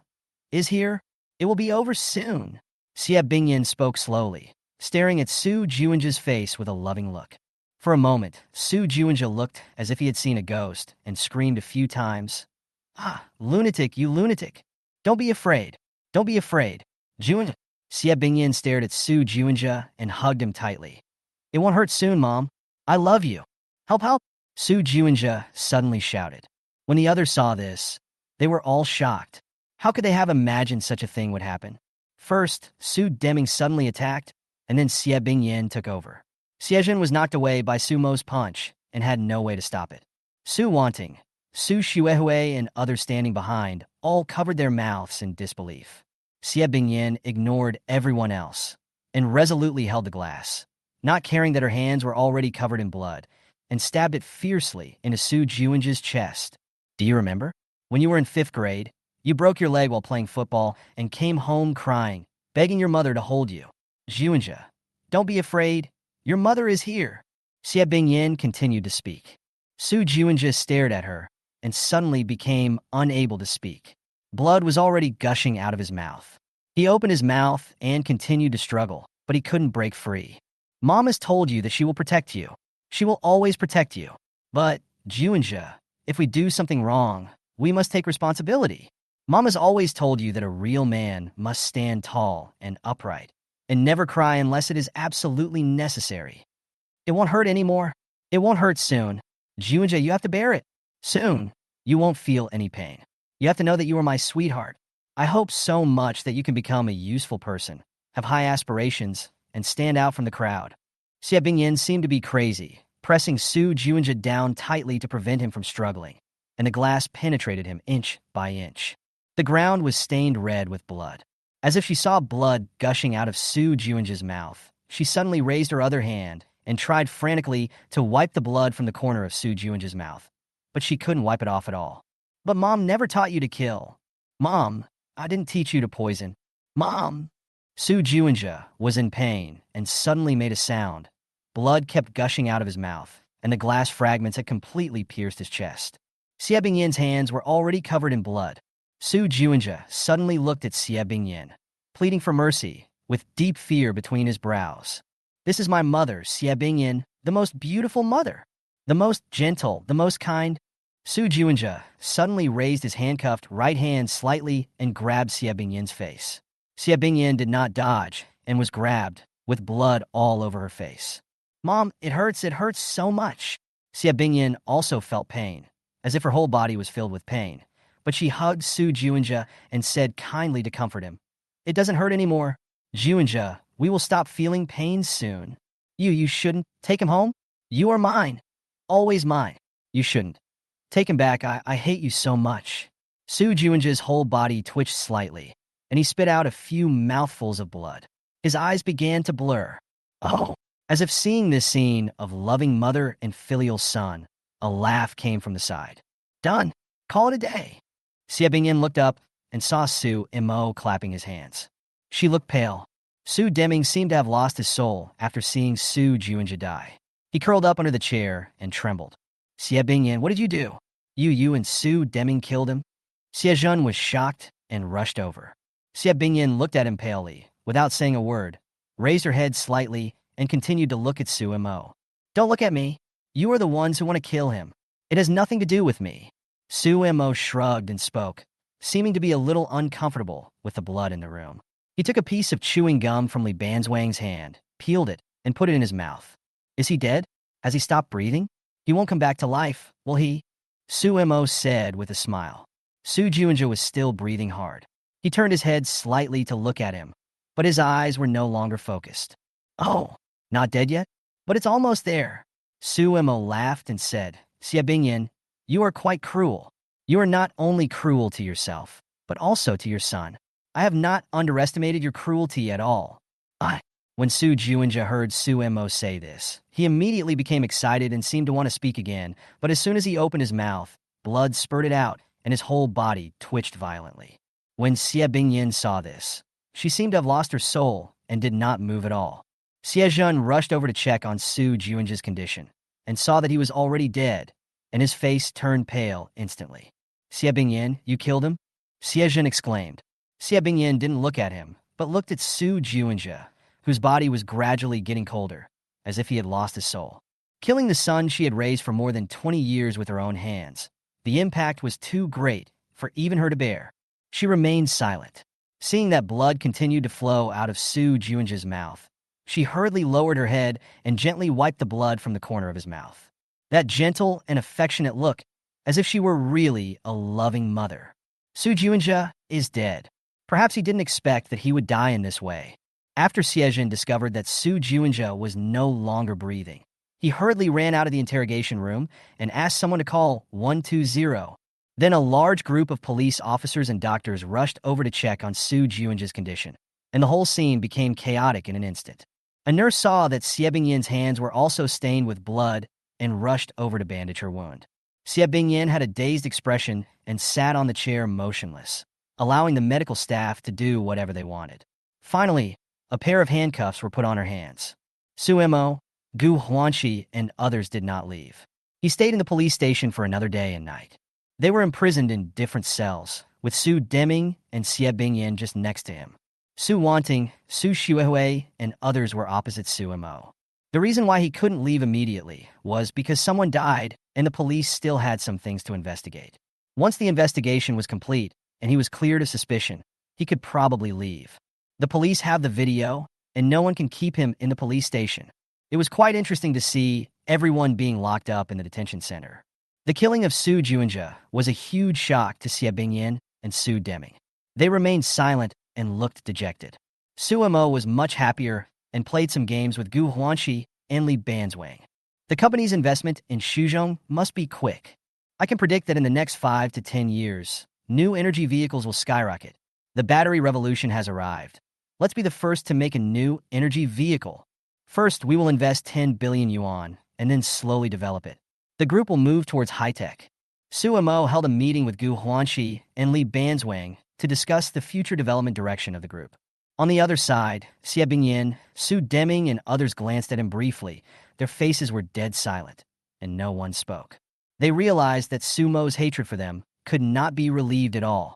Chapter 294, Can You Do Justice? Su Mo naturally didn't bother to pay attention to Xie Bingyan and others. Su Juinja is dead, and there are still things to do later. Now he needs to kill Su Bohan. The Su family has invited him to a family dinner, and it is said that Su Hongtai has ordered him to go. Su Mo only needs to wait for the police to finish their investigation before he can confront Su Hongtai. Good. What Su Mo wants is a showdown. Blood debt must be repaid with blood. The Su family needs to give him an explanation. Someone came to visit Su Mo. There seemed to be some unusual movements on the police side. It seemed that Su Bohan used some connections to keep him in the detention center longer.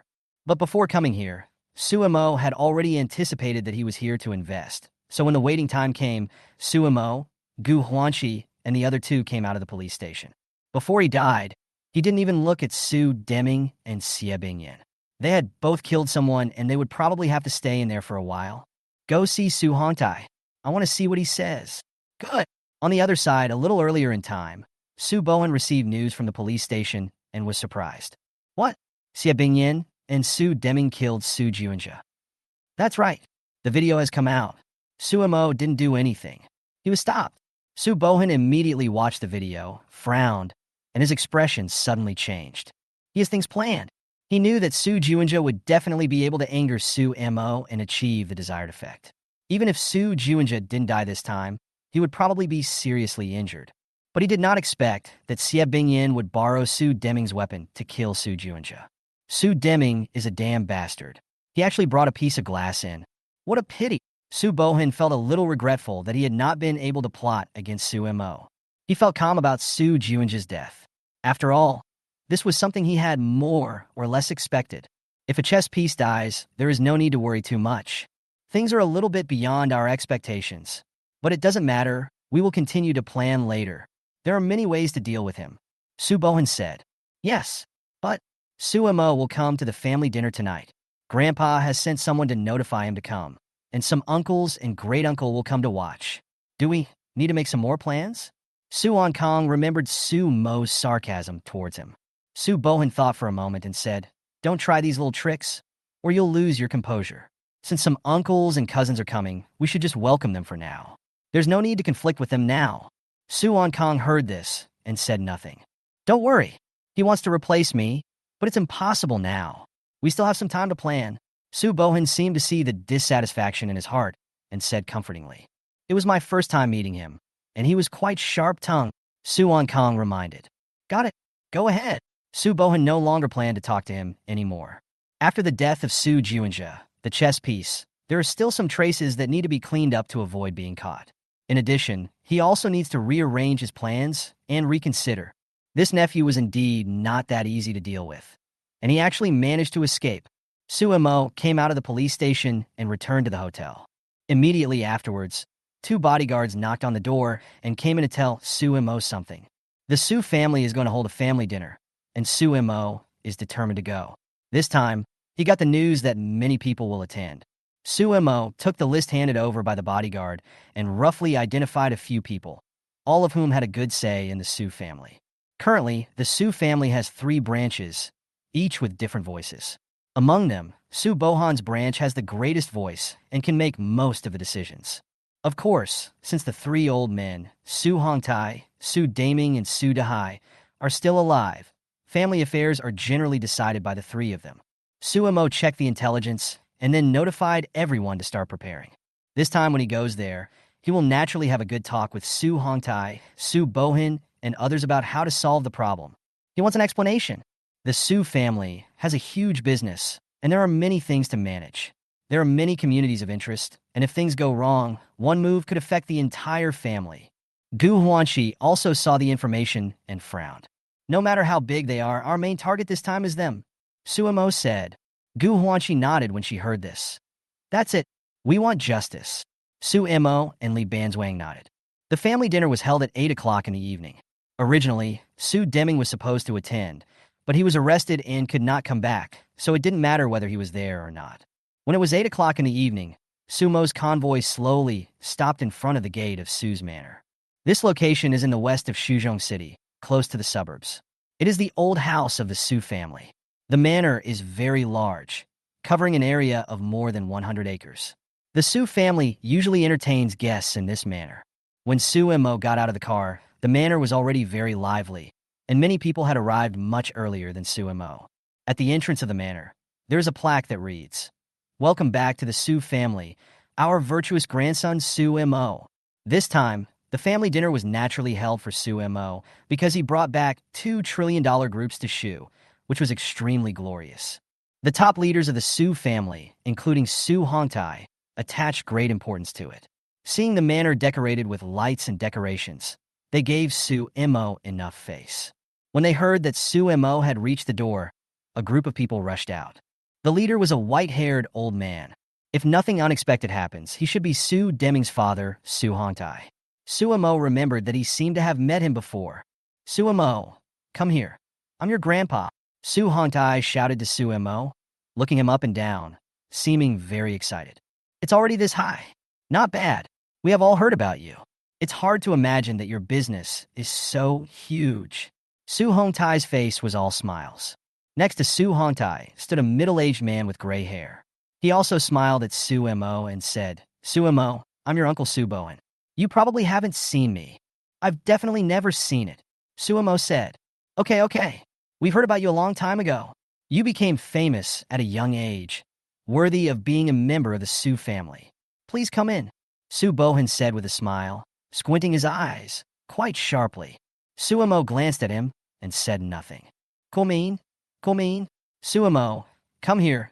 This is your second Uncle Su Daming, and this is your third Uncle Su Dahai. Come and meet them and get to know them. And these uncles of yours, Su Hongtai said with a smile, and introduced them to Su Mo one by one.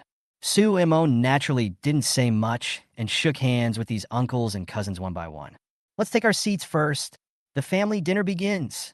After Su Hongtai finished talking politely with Su Mo, he waved his hand, asked Su Mo to sit down, and then had the dishes served. Su Mo, it's a pity that you haven't come back for so many years. I'm afraid you don't know much about our Su family. In fact, our Su family is quite large, involving many industries. Grandpa heard that you started from scratch and built $2 trillion groups in just a few years. Do you want to explain to Grandpa and your uncles how you started your business? Su Hongtai said with a smile. Yes, tell me about it. Brother Su Mo, you are so amazing. You are now a national celebrity. I want to hear this. It seemed that everyone at the banquet became excited instantly after hearing what Su Hongtai said. There were a total of 6 tables for the banquet this time. In addition to some elders, there were also many young people of the same age as Su Mo, and even several little girls around 15 or 16 years old. Seeing their excitement, Su Mo was silent for a moment and suddenly smiled. Well, I can say what I need to say. There are plenty of opportunities. But today I came to this banquet mainly because I want an answer. Oh, what answer? What answer? Someone was surprised. Su Mo turned around and said to Su Hongtai, I should call you Grandpa, so I won't be polite today. I want to ask, regarding the Su family's affairs, can you be fair? Or do all the decisions need to be decided by Su Bohan?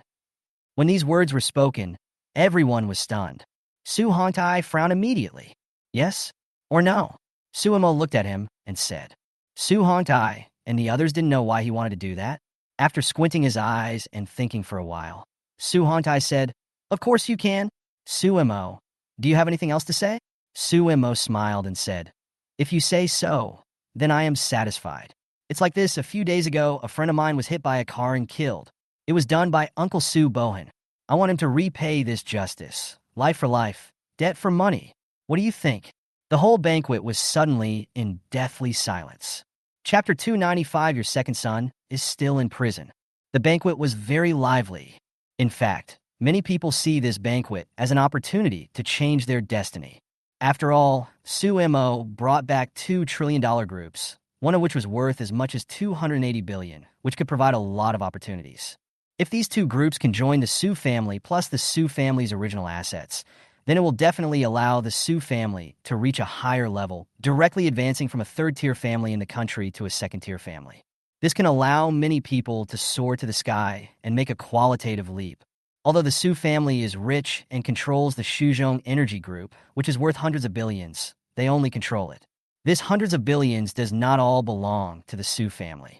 Energy groups are generally owned by the state, and there are very few private energy groups in Daxia. Therefore, when Su Mo comes back this time, he can provide even greater opportunities. You know, Su Mo's group is privately owned.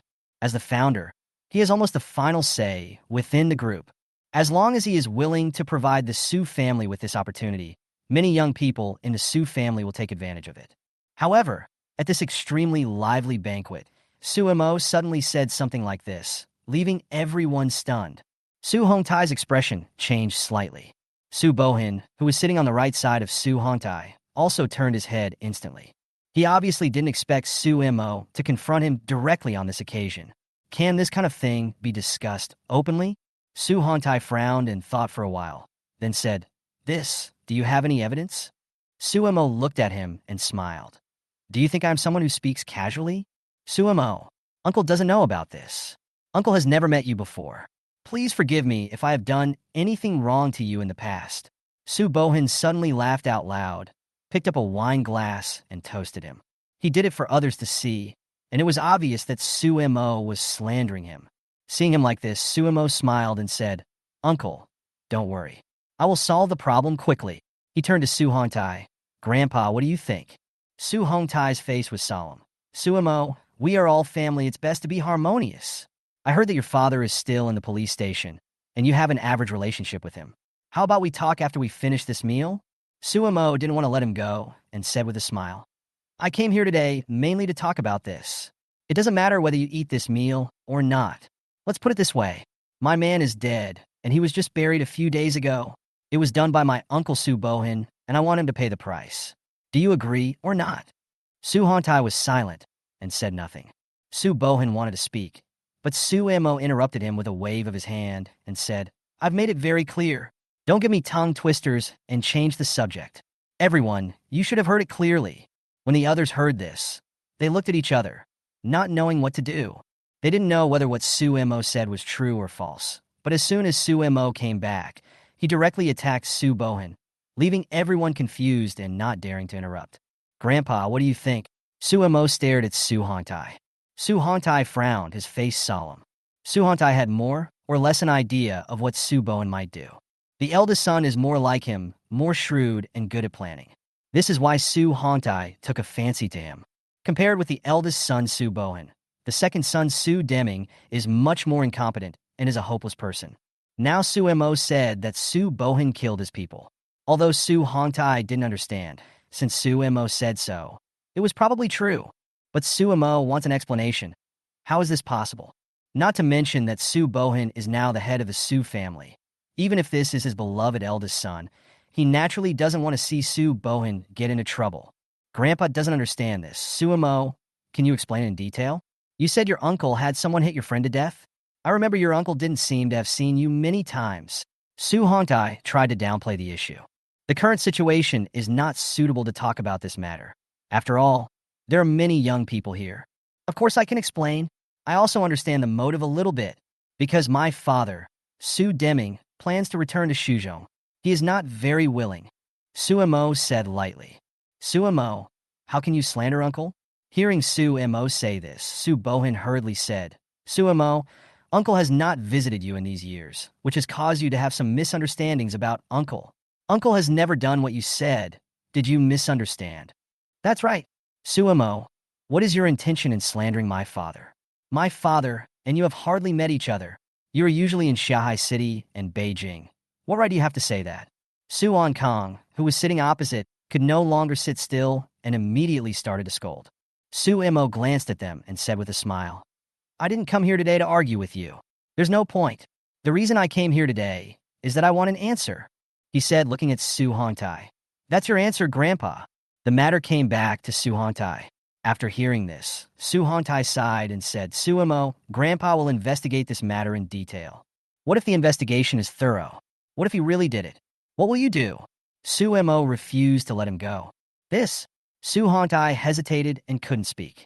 The current situation is that a grandson who has not been seen for a long time comes to make trouble, and the relationship is very weak. While on the other side is the eldest son Su Bohin, who has always been placed with high hopes and doted on. Su Hongtai naturally knew very well which side he would stand on. Seeing that he didn't answer, Su Mo smiled immediately. You have to understand that whether your Su family exists or not is not important to me at all. What I want today is just justice. If not, then we will talk about it later. Su Hongtai sighed. Su Mo, when I get back, Grandpa will investigate thoroughly. If this is true, Grandpa will definitely give you justice. However, Grandpa also thinks that you may have misunderstood your uncle. Your uncle has always. Misunderstanding? You said I misunderstood him? Su Mo suddenly stood up. That's right. From your perspective, I may have misunderstood. Su Hongtai, your second son is still in prison. Su Hongtai's face changed. I just came out from there yesterday. Do you know what he did? Su Mo stared at him and sneered. Grandpa has heard about your father. Bah, you know about him? When have you ever cared about him? If it weren't for you, Su Deming wouldn't be like this. The main reason I came here today is to tell you clearly that if you kill someone, you must pay with blood. Su Bohin, I know how powerful you are and how wide your network is, but it doesn't matter. I'll just play with you. It's nothing more than a matter of money and strength. Your Su family's assets are probably only 100 billion, right? Then I'll take out 100 billion and follow you. Chapter 296. Unfortunately, this occasion is not suitable for killing. When these words were spoken, everyone couldn't help but be moved. How big is the scale of 100 billion? This is definitely not just a number. There are enormous strength, power, and interest groups behind it. Once rolled out, it can drive the economic development of a city or even a province. Now Su Mo said that he would take out 100 billion to kill Su Bohan, which is absolutely a terrifying concept. Everyone couldn't help but wonder, who was the dead man to Su Mo? Was he very important? Did he want to kill Su Bohan? Were they mortal enemies? During the banquet, everyone had their own thoughts. Enough! Su Mo, I know you hate my dad. You want to avenge your father, but you can't slander people casually. You are not the only one who is rich in the world. A voice came out, who else could it be but Su Kong? He quickly walked over and angrily said, Su Mo, we gave you face and specially invited you to the family dinner, but we didn't expect you to be so ungrateful. I heard that you hate Su Deming very much. Do you hate us too? Do you want to take revenge on us?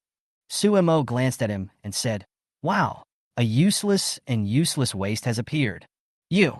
Su Kong became furious when he heard it. There is no doubt that he hated being called a waste the most, especially in this situation. Before he competed with Su Wanting, Su Juanja, and others, he had always been an excellent student, a favored child of heaven, and was arrogant and proud. How could he tolerate being insulted by others?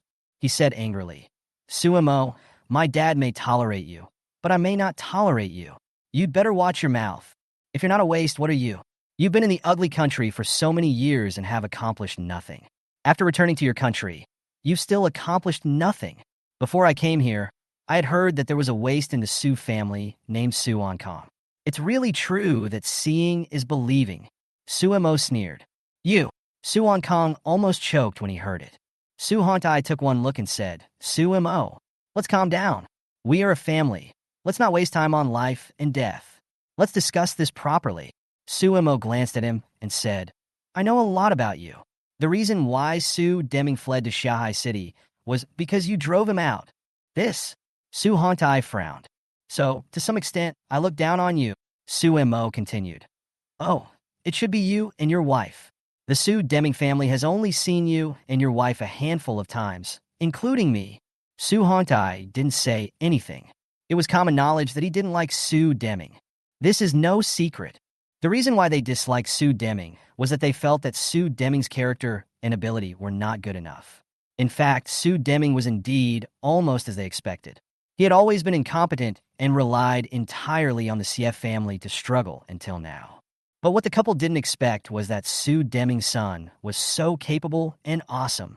This was completely beyond their expectations. After thinking for a while, Su Hantai said with a stiff upper lip, Grandpa often didn't go to your house before. It was indeed Grandpa and Grandma's fault. We admit it. Grandpa and Grandma apologize to you. If you are jealous of us and your uncle because of this, then we are willing to compensate you. Compensation? I need this compensation? Don't be ridiculous. Dear Grandpa, Su Mo sneered. What kind of compensation do you think is worth 2 lives? This? Su Hantai choked. Everyone, I know clearly that Su Bohan killed my people. Next, we will do a lot of things to achieve the effect of revenge. If you don't want us to hurt someone by mistake in the future, please don't go with Su Bohan. Su Mo turned around and said to the people at the banquet, I promise now that if there are no unexpected circumstances, I will only seek revenge and will never hurt innocent people by mistake. Please get out of the way. Wow. As soon as these words were spoken, everyone started whispering and talking. Also, next, I will invest in Shuzhong. Our entire group plans to withdraw 100 billion to open up the situation in Shuzhong. A few days ago, we have made some contacts with the top management of Shuzhong, and they welcome us to come and inspect. So, we have a lot of opportunities. Su Mo continued. I am willing to withdraw a part of it to help my brothers and sisters grow. When they heard this, Su Bohan, Su Kong, and others' faces changed drastically. They immediately looked up. After hearing these words, some uncles and cousins all looked excited. That's 100 billion. There are so many things that can be done. It is not an exaggeration to say that we can create another Su family. The dispute between Su Bohan and Su Mo or Su Deming has little to do with them. This is a fight between brothers, and it is naturally not appropriate for them, as uncles or cousins, to get involved. And now Su Mo says that he is willing to give them some opportunities to take off, which will be a huge benefit to them. Fake. This is fake. He is dividing us. Su Kong realized what Su Mo was doing and shouted angrily.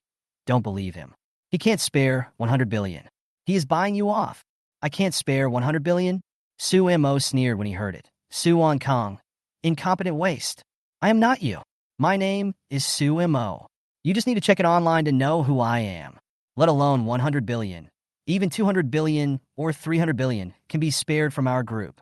Our company has already been listed on Wall Street and is selling well all over the world. And you? What do you have, Su Kong? You have the Su family's great resources, but in the end, you have accomplished nothing and can only play with women.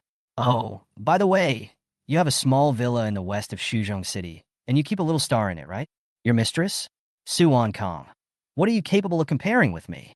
When Su Kong heard this, he was stunned for a moment and then became angry instantly. The last time he saw Su Mo at the airport, he felt annoyed when Su Mo insulted him. But now, at this family dinner, he insulted him again and again, making Su Kong completely unable to sit still. Su Mo's words touched his heart. He had indeed been doing nothing and wasting his time over the years. Su Mo, I have tolerated you for a long time. Don't think you can do whatever you want. Alpaca. Su Kong grabbed a wine bottle and smashed it on Su Mo's head. When Su Mo saw this, he was naturally prepared.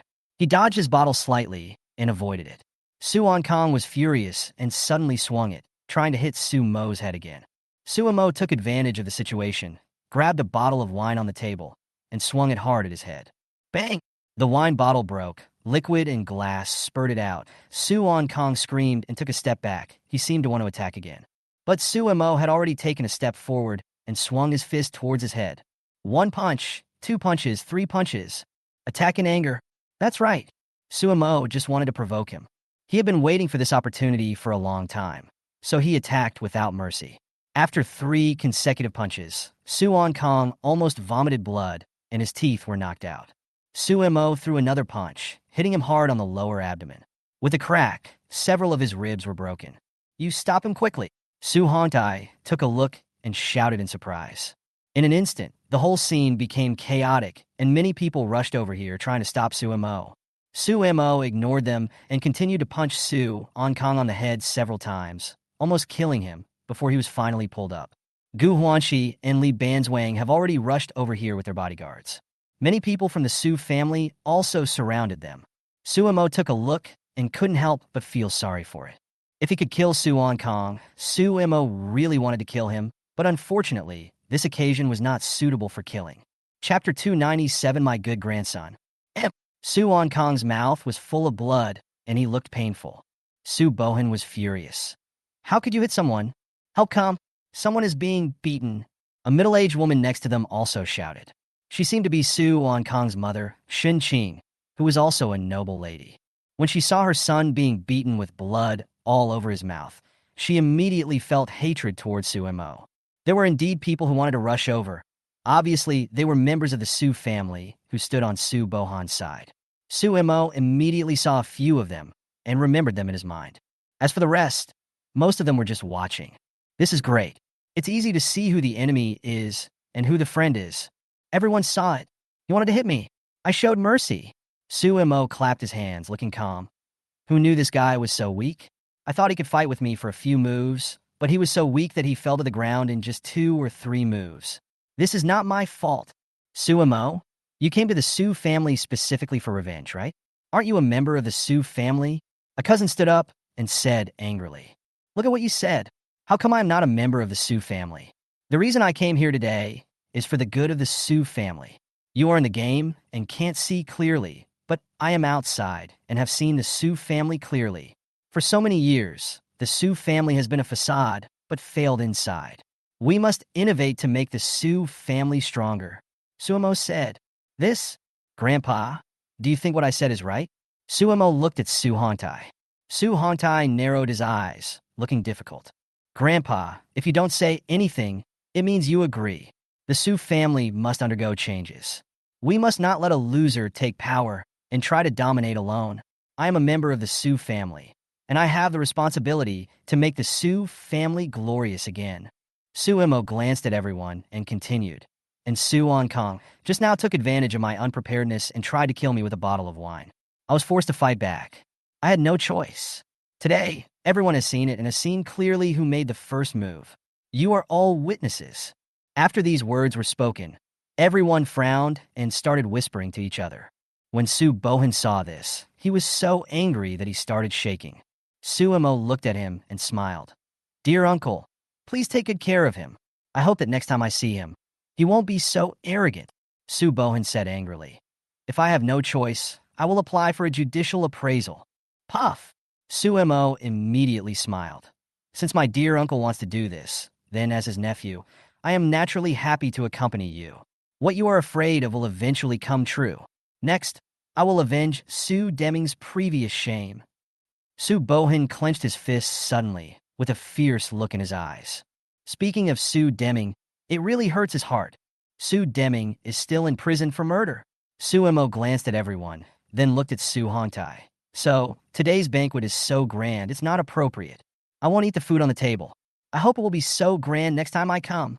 Su Mo clapped his hands, turned around, and left. Stop him. Don't let him go. Stop him. As if seeing Su Mo leaving, the lady next to Su Kong screamed hurriedly, her eyes full of anger. This middle-aged woman named Shin was also a young lady from a big family, and she had always doted on Su Kong. Unfortunately, no one listened to her. Su Mo had bodyguards following her, so no one dared to stop her. When seeing Su Mo leave, the whole banquet suddenly became dead silent, and everyone was whispering to each other, as if they were discussing something. Su Hongtai obviously didn't expect the banquet to turn out like this. His face was extremely solemn, and he turned to look at Su Bohan. He wanted to ask Su Bohan some questions, but there were some brothers and juniors present now, so it was not appropriate, so he could only wait until tomorrow to ask. Su Mo's business is very big. He is indeed Su Deming's son, and his background is the Xie family. So, if he wants to invest in Shuzhong, then it will definitely strengthen the Su family's momentum. After thinking for a while, Su Hongtai said, However, given his current personality, I would like to advise everyone to be cautious. Everything should be done after we have thoroughly investigated it. Uncle, Brother Su Mo is the most outstanding entrepreneur in the world today. This has been reviewed in a domestic magazine. That's right. Uncle, Brother Su Mo started from scratch and built his empire single-handedly. With such courage and vision, we can't miss this opportunity. You guys. Su Hongtai wanted to say something after hearing this. At this time, an old man also stood up and said, Brother, if Su Mo returns to the Su family, then the Su family can move to a higher level. With his financial resources, we can definitely open up the situation in the capital and advance to a second-tier family. What we need to do now is to win him over and make him work for the family. And the problem of Bohan, he mentioned, I think it needs to be investigated carefully. When Su Hongtai heard this, he felt helpless. After all, some people in the family are not of one mind. How could they actually be of one mind? There are always various conflicts of interest within the family. The closer they are, the more conflicts there are.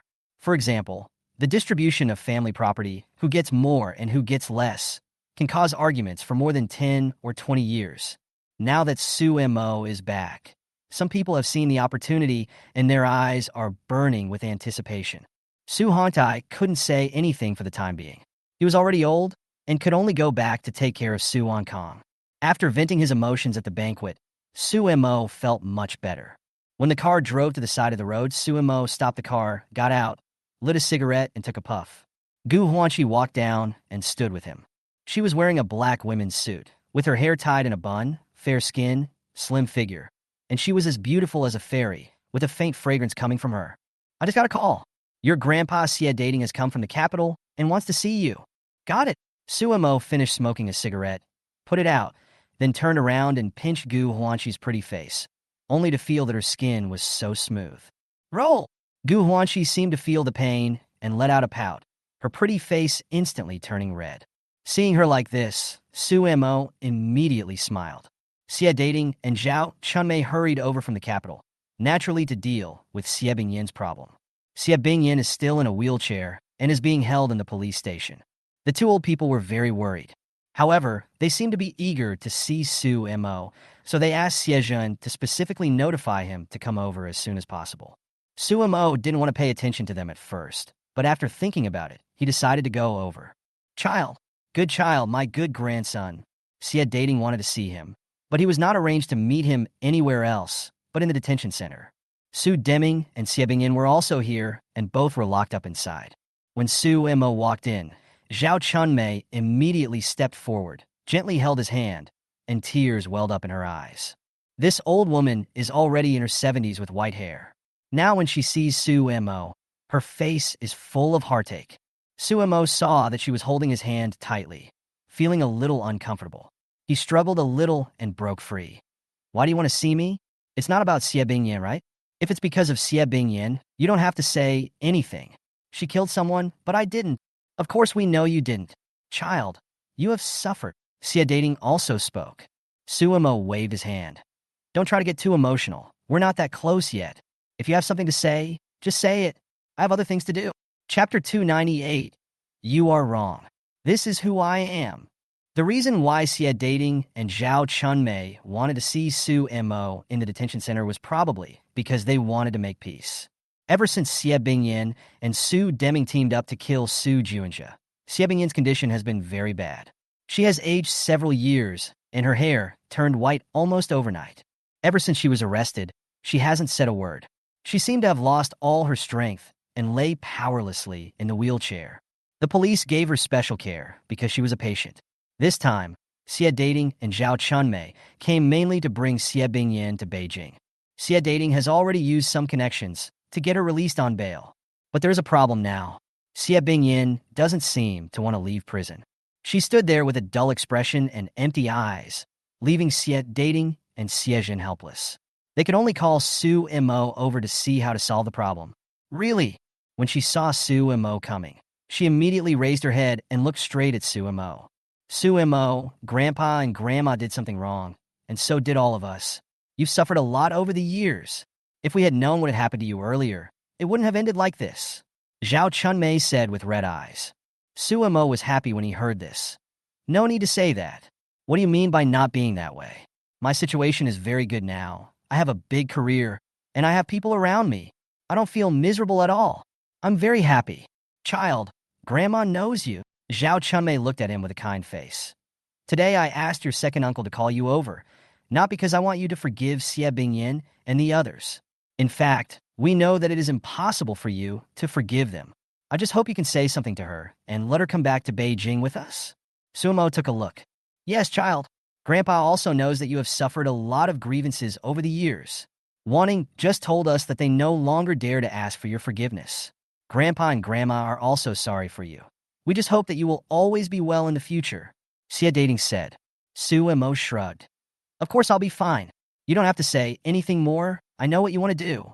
Child, Grandma wants to invite you to have dinner with us.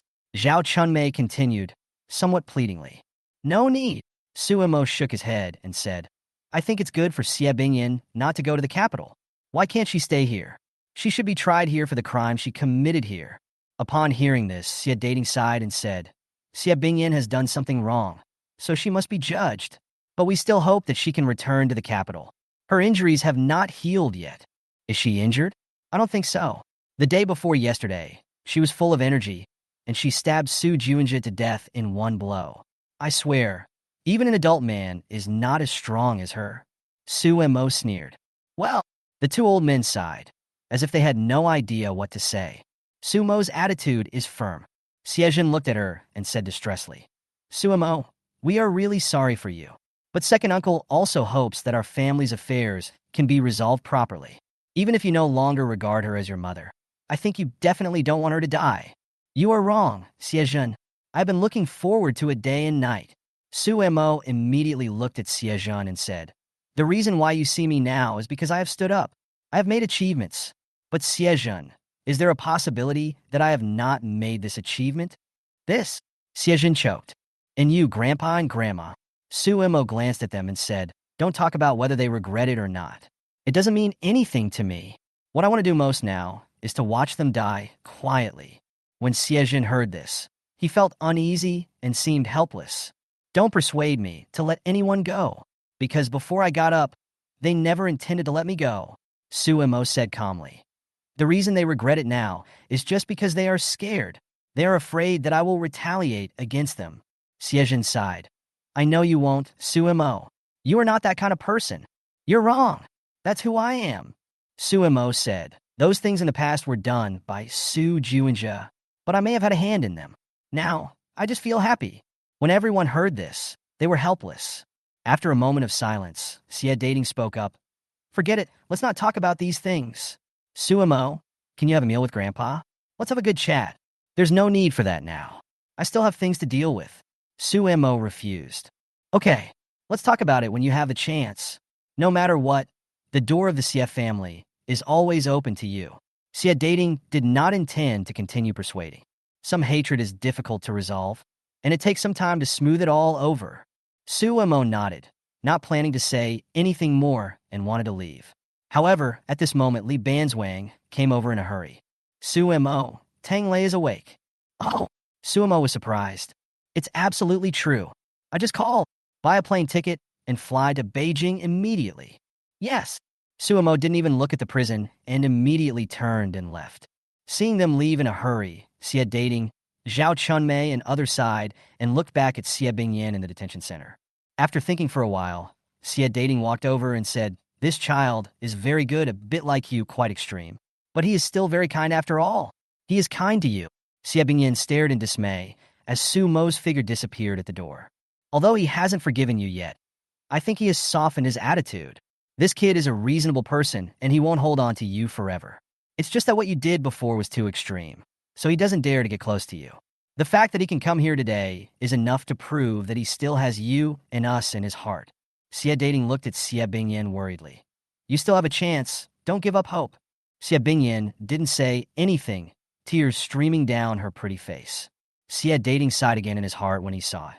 You can't make any more mistakes. If you continue to make mistakes, then you will be doomed. If only we had known this earlier. You are really stupid. Why didn't you take him to heart? As a mother, you fail miserably and are truly vicious. You should reflect on yourself. Suemo quickly put Xie Bingyan and Xie Dating's family out of his mind and made a phone call to the capital to confirm that Tang Lei had woken up. How could the three of them hesitate? They flew to the capital overnight. Tang Lei was in danger of becoming a vegetable before, but he is very fortunate to be awake now. However, Suemo and the other two need to tell him what happened. They hope to go back as soon as possible and help Tang Lei get through this. I won't let Su Bohan and Su Ankang go. Absolutely not. The three of them quickly landed in Beijing and rushed to the hospital without stopping. Sure enough, when they walked into the hospital, Tang Lei had already woken up. He seemed to know everything that had happened. His eyes were empty, and he was looking at a wedding photo. Tang Lei! Tang Lei! The three of them walked over and called out softly. Chapter 299. Let's enter the military-industrial complex. Tang Lei raised his head slightly. I want to go see her. Good. The three of them looked at him with sad expressions, and without hesitation, they found a wheelchair and took him to the cemetery. Tang Lei was wearing a black suit. He had recovered very well, but he was still unable to stand steadily for the time being. The doctor said that he would recover quickly after waking up, and after some rest, he would have no problem standing up again. When he saw his wife's tombstone, Tang Lei's face remained calm. He picked up a glass of wine, slowly poured it in front of the tombstone, and then lit the paper money. He didn't say a word, just burned the paper money silently. His movements were slow and gentle, as if he was afraid of disturbing anything. I have heard about your recent plans. Can you show me the plan for the lithography factory? After a while, Tang Lei turned around and asked. Suemo said, You still need to rest for a while. No need. I want to take a look. Tang Lei said softly. Suemo and Gu Huanqi looked at each other, nodded, and handed him a plan for him to take a look at. Tang Lei was originally in charge of this project, and it was almost done. It was called High Energy Synchrotron Radiation Light Source Manufacturing Plant. It is also called a steady-state microbeam light-making plant or a photolithography plant. The goal is to expand the lithography machine by more than 10 times and build a super lithography machine in a factory the size of a football field, specializing in selling light sources and producing chips for other high-tech companies. In his previous life, Suemo lived in a spirit state for 20 years. During these long 20 years, he did countless things, not just caring about the Su family. In fact, he had been interested in high-tech and mechanical fields for a long time, so he devoted a lot of time to research. The current lithography factory plan was given by Su Mo, but he was very busy before and had no time to do it, so he had to provide the plan and let Tang Lei be responsible for it. Fortunately, Tang Lei is also very interested in this and has invested a lot of energy in solving it in recent years. They are close to success. The photolithography machine is a super precision machine. No country in the world can manufacture it alone, and neither can we. So, since we can't build this super precision machine in a car-sized shell, we can just enlarge it dozens or hundreds of times. We are building a super giant photolithography plant in a factory building the size of a football field, and we can enlarge the parts by dozens or even hundreds of times. This way, it won't be difficult. When we manufacture it, we can let the light run for 5,000 meters first. We use these 5,000 meters to filter out unqualified light sources. Then after 5,000 meters, we control the light source to move within an nanometer range, and then we can get a very precise light source. These light sources include 1 nanometer, 7 nanometers, 14 nanometers, and 28 nanometers. We have whatever nanometers you want. All chips can be produced in our lithography plant. The force is so strong that bricks can fly. This is the principle of our technology. It just requires a lot of investment, a large space, and a lot of employees. At that time, Su Mo gave Tang Lei a plan and made many plans. There is no doubt that when Tang Lei, Gu Huanxi, and Li Banzwang heard it, they were all astonished and felt that Su Mo's idea was truly a genius among geniuses. Therefore, in recent years, they have invested tens of billions to build it. Now, we can promote the construction of photolithography plants. Tang Lei probably didn't want to indulge in pain and wanted to numb himself with work. After getting the specific factory construction plan, he nodded. I agree. Then let's do it in Shuzhong. However, our light source still needs detailed adjustment. Good. This lighting factory is great. Once successful, it will push their group to the top of the world. Tang Lei has regarded it as his lifelong career and cares about it very much. One more thing, Su Mo. As the group was about to leave the cemetery, Tang Lei suddenly looked at his wife's tombstone and said, before Yaoer got married, she told me 2 pieces of good news. I was planning to tell you after the wedding, but I wasted time. Now I'll tell you. Oh, what good news? Su Mo was surprised. One is in Shanghai City. We searched for a while and found a small shop called Guanxi Auto Repair Shop. We found a paint inside. It's very strange. It can avoid speeding radar inspection. Before I got married, I took some samples for testing. It's quite powerful. If we strengthen it a little bit later, it will probably have a very scary effect. What you said is, Su Mo's face was solemn. Invisible paint. Tang Lei searched his body and took out a document and handed it to him. This is the test report. I have asked someone to buy it. You just need to sign it. Su Mo was stunned for a moment, took the report, and took a look at it. His expression slightly froze. There's one more thing. You need to go over and talk to them now. It's called Manhwa Composite Material Factory. Tang Lei took out another report and handed it to him. This fishing rod production factory called Manhwa Composite Material is not large in scale. It specializes in producing fishing rods and is worth about 5 billion. But what they make is very special. One of the delivery rooms actually produces very powerful carbon fiber materials. I also tested it. It only needs a little strengthening. It is estimated that it can reach the level of fighter jets. It is world-class. Shall we take it down? When Su Mo heard this, he felt a little touched. Tang Lei, I'm sorry. Don't say anything. I believe in you. Tang Lei looked back at him and said, I believe you can do your best, whether it's in the past, now, or in the future. Seeing him staring at him seriously, Su Mo thought about it and nodded. These things can play a greater role in our hands. I will send someone to buy them immediately. That's good. Su Mo had already made plans for the things Tang Lei took out and had someone look for them. Needless to say, stealth paint is military-grade stuff that can evade radar and infrared detection. It can be used on fighter jets and is an excellent stealth material. This is for the military. The carbon fiber material used to produce fishing rods is even more outstanding. It can produce world-class carbon fiber, which can be provided for use in airplanes and spacecraft. It is extremely valuable. Su Mo naturally would not miss such a good thing. Let's move into the military-industrial complex. Take out the money. Tang Lei spoke. Good. Tang Lei recovered relatively quickly and started working the next day after waking up. Su Mo and others felt sorry for him and asked him to take a rest first, but Tang Lei refused and insisted on working. He also asked someone to move all his computers to the hospital for him. What he has to do now is, of course, to implement the construction of the lighting factory, which involves designing every factory building and every component. There is still a lot of work to do. Tang Lei didn't seem to want to stop for a moment. Seeing him like this, Su Mo felt a little worried and could only ask someone to accompany him first. Su Mo also acted quickly. He immediately sent someone to discuss the two things that Tang Lei mentioned. The problem of invisible paint is relatively easy to solve. The inventor is an unknown auto mechanic who can be acquired. Su Mo hopes that he will join and give him high-tech and equity. In addition, Mingwei Composites, a manufacturer of carbon fiber fishing gear, was directly acquired in full. Su Mo is not short of money. After giving these two instructions, Su Mo and Gu Huanqi flew back to Shu, leaving only Li Banzwang to take care of Tang Lei. Chapter 300.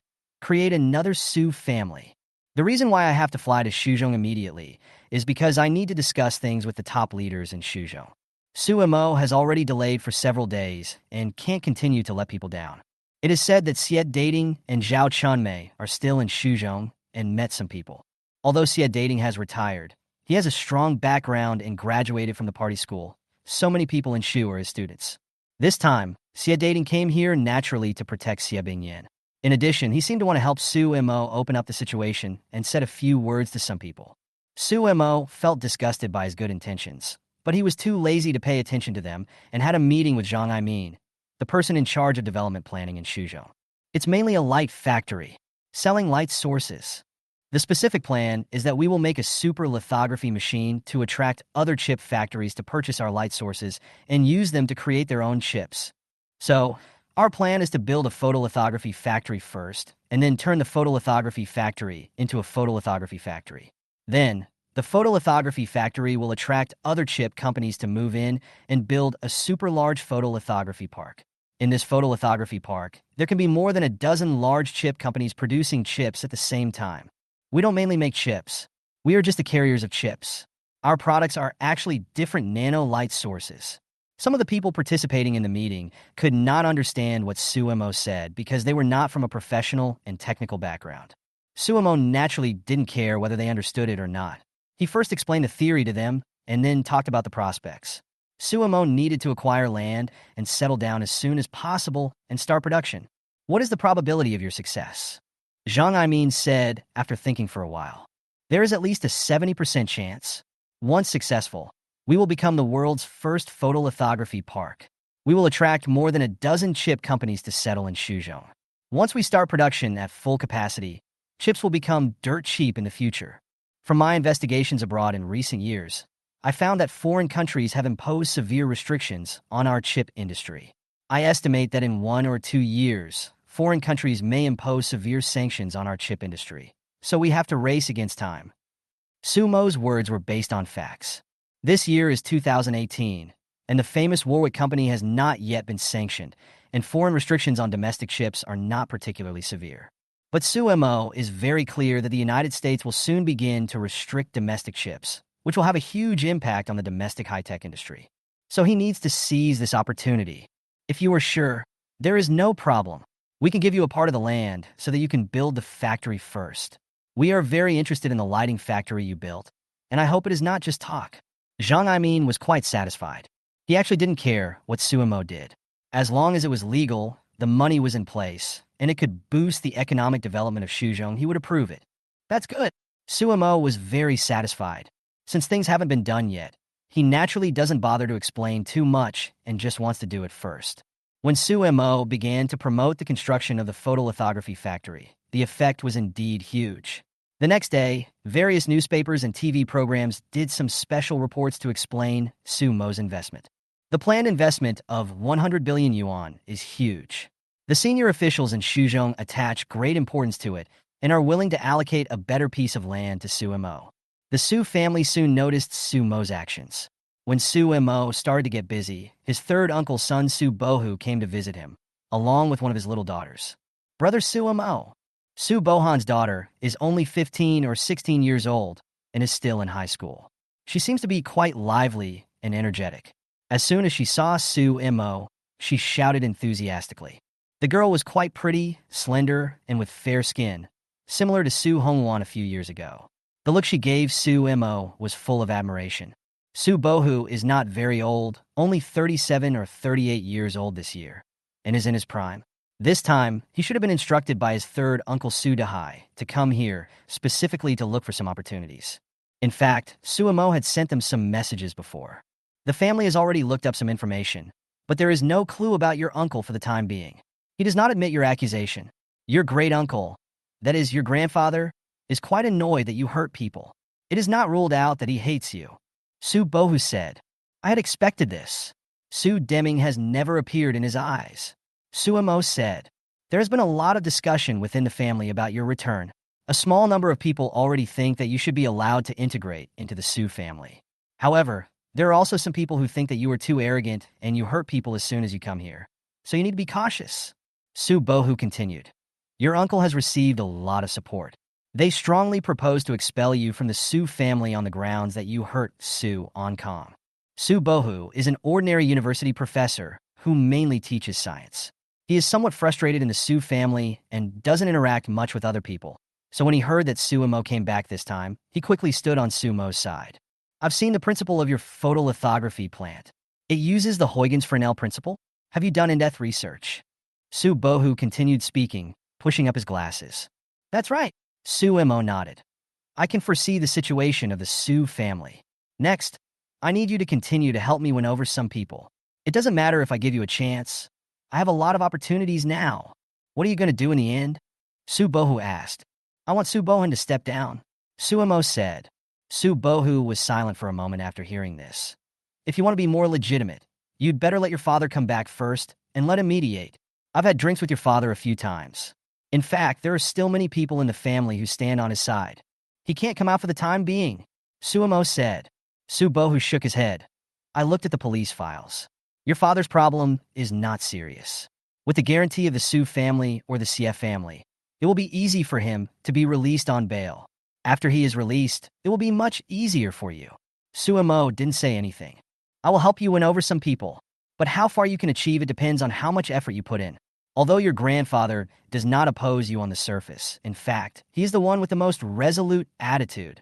Su Bohu spoke, seeming a little worried. Everyone knows that Su Hongtai doesn't like Su Deming.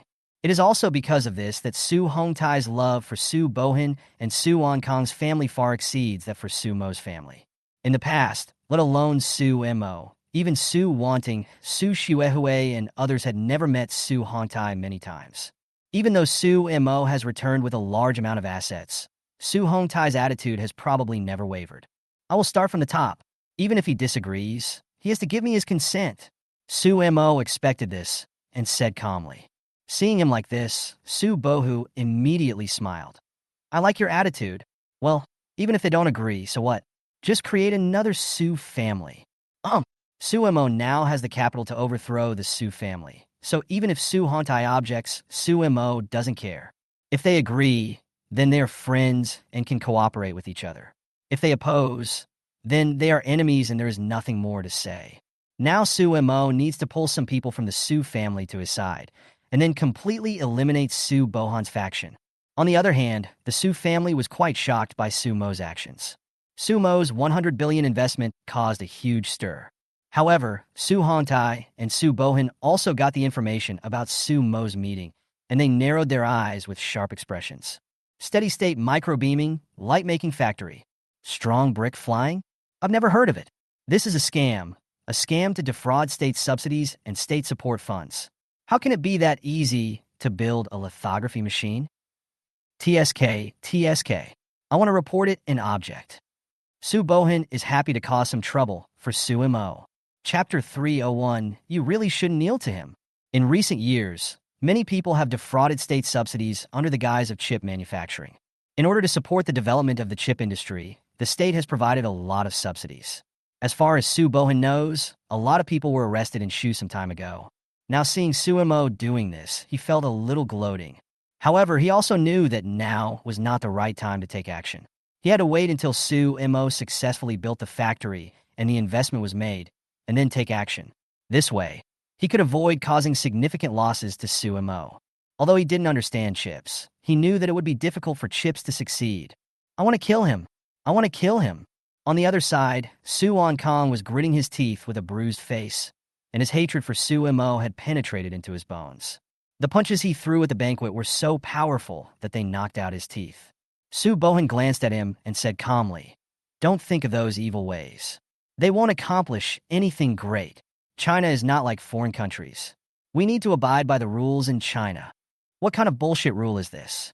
"I'll kill him with money," Su Kong shouted, with murderous intent in his eyes. Su Bohan frowned and continued, "You no longer have the chance to get close to him, so you should take care of your body first."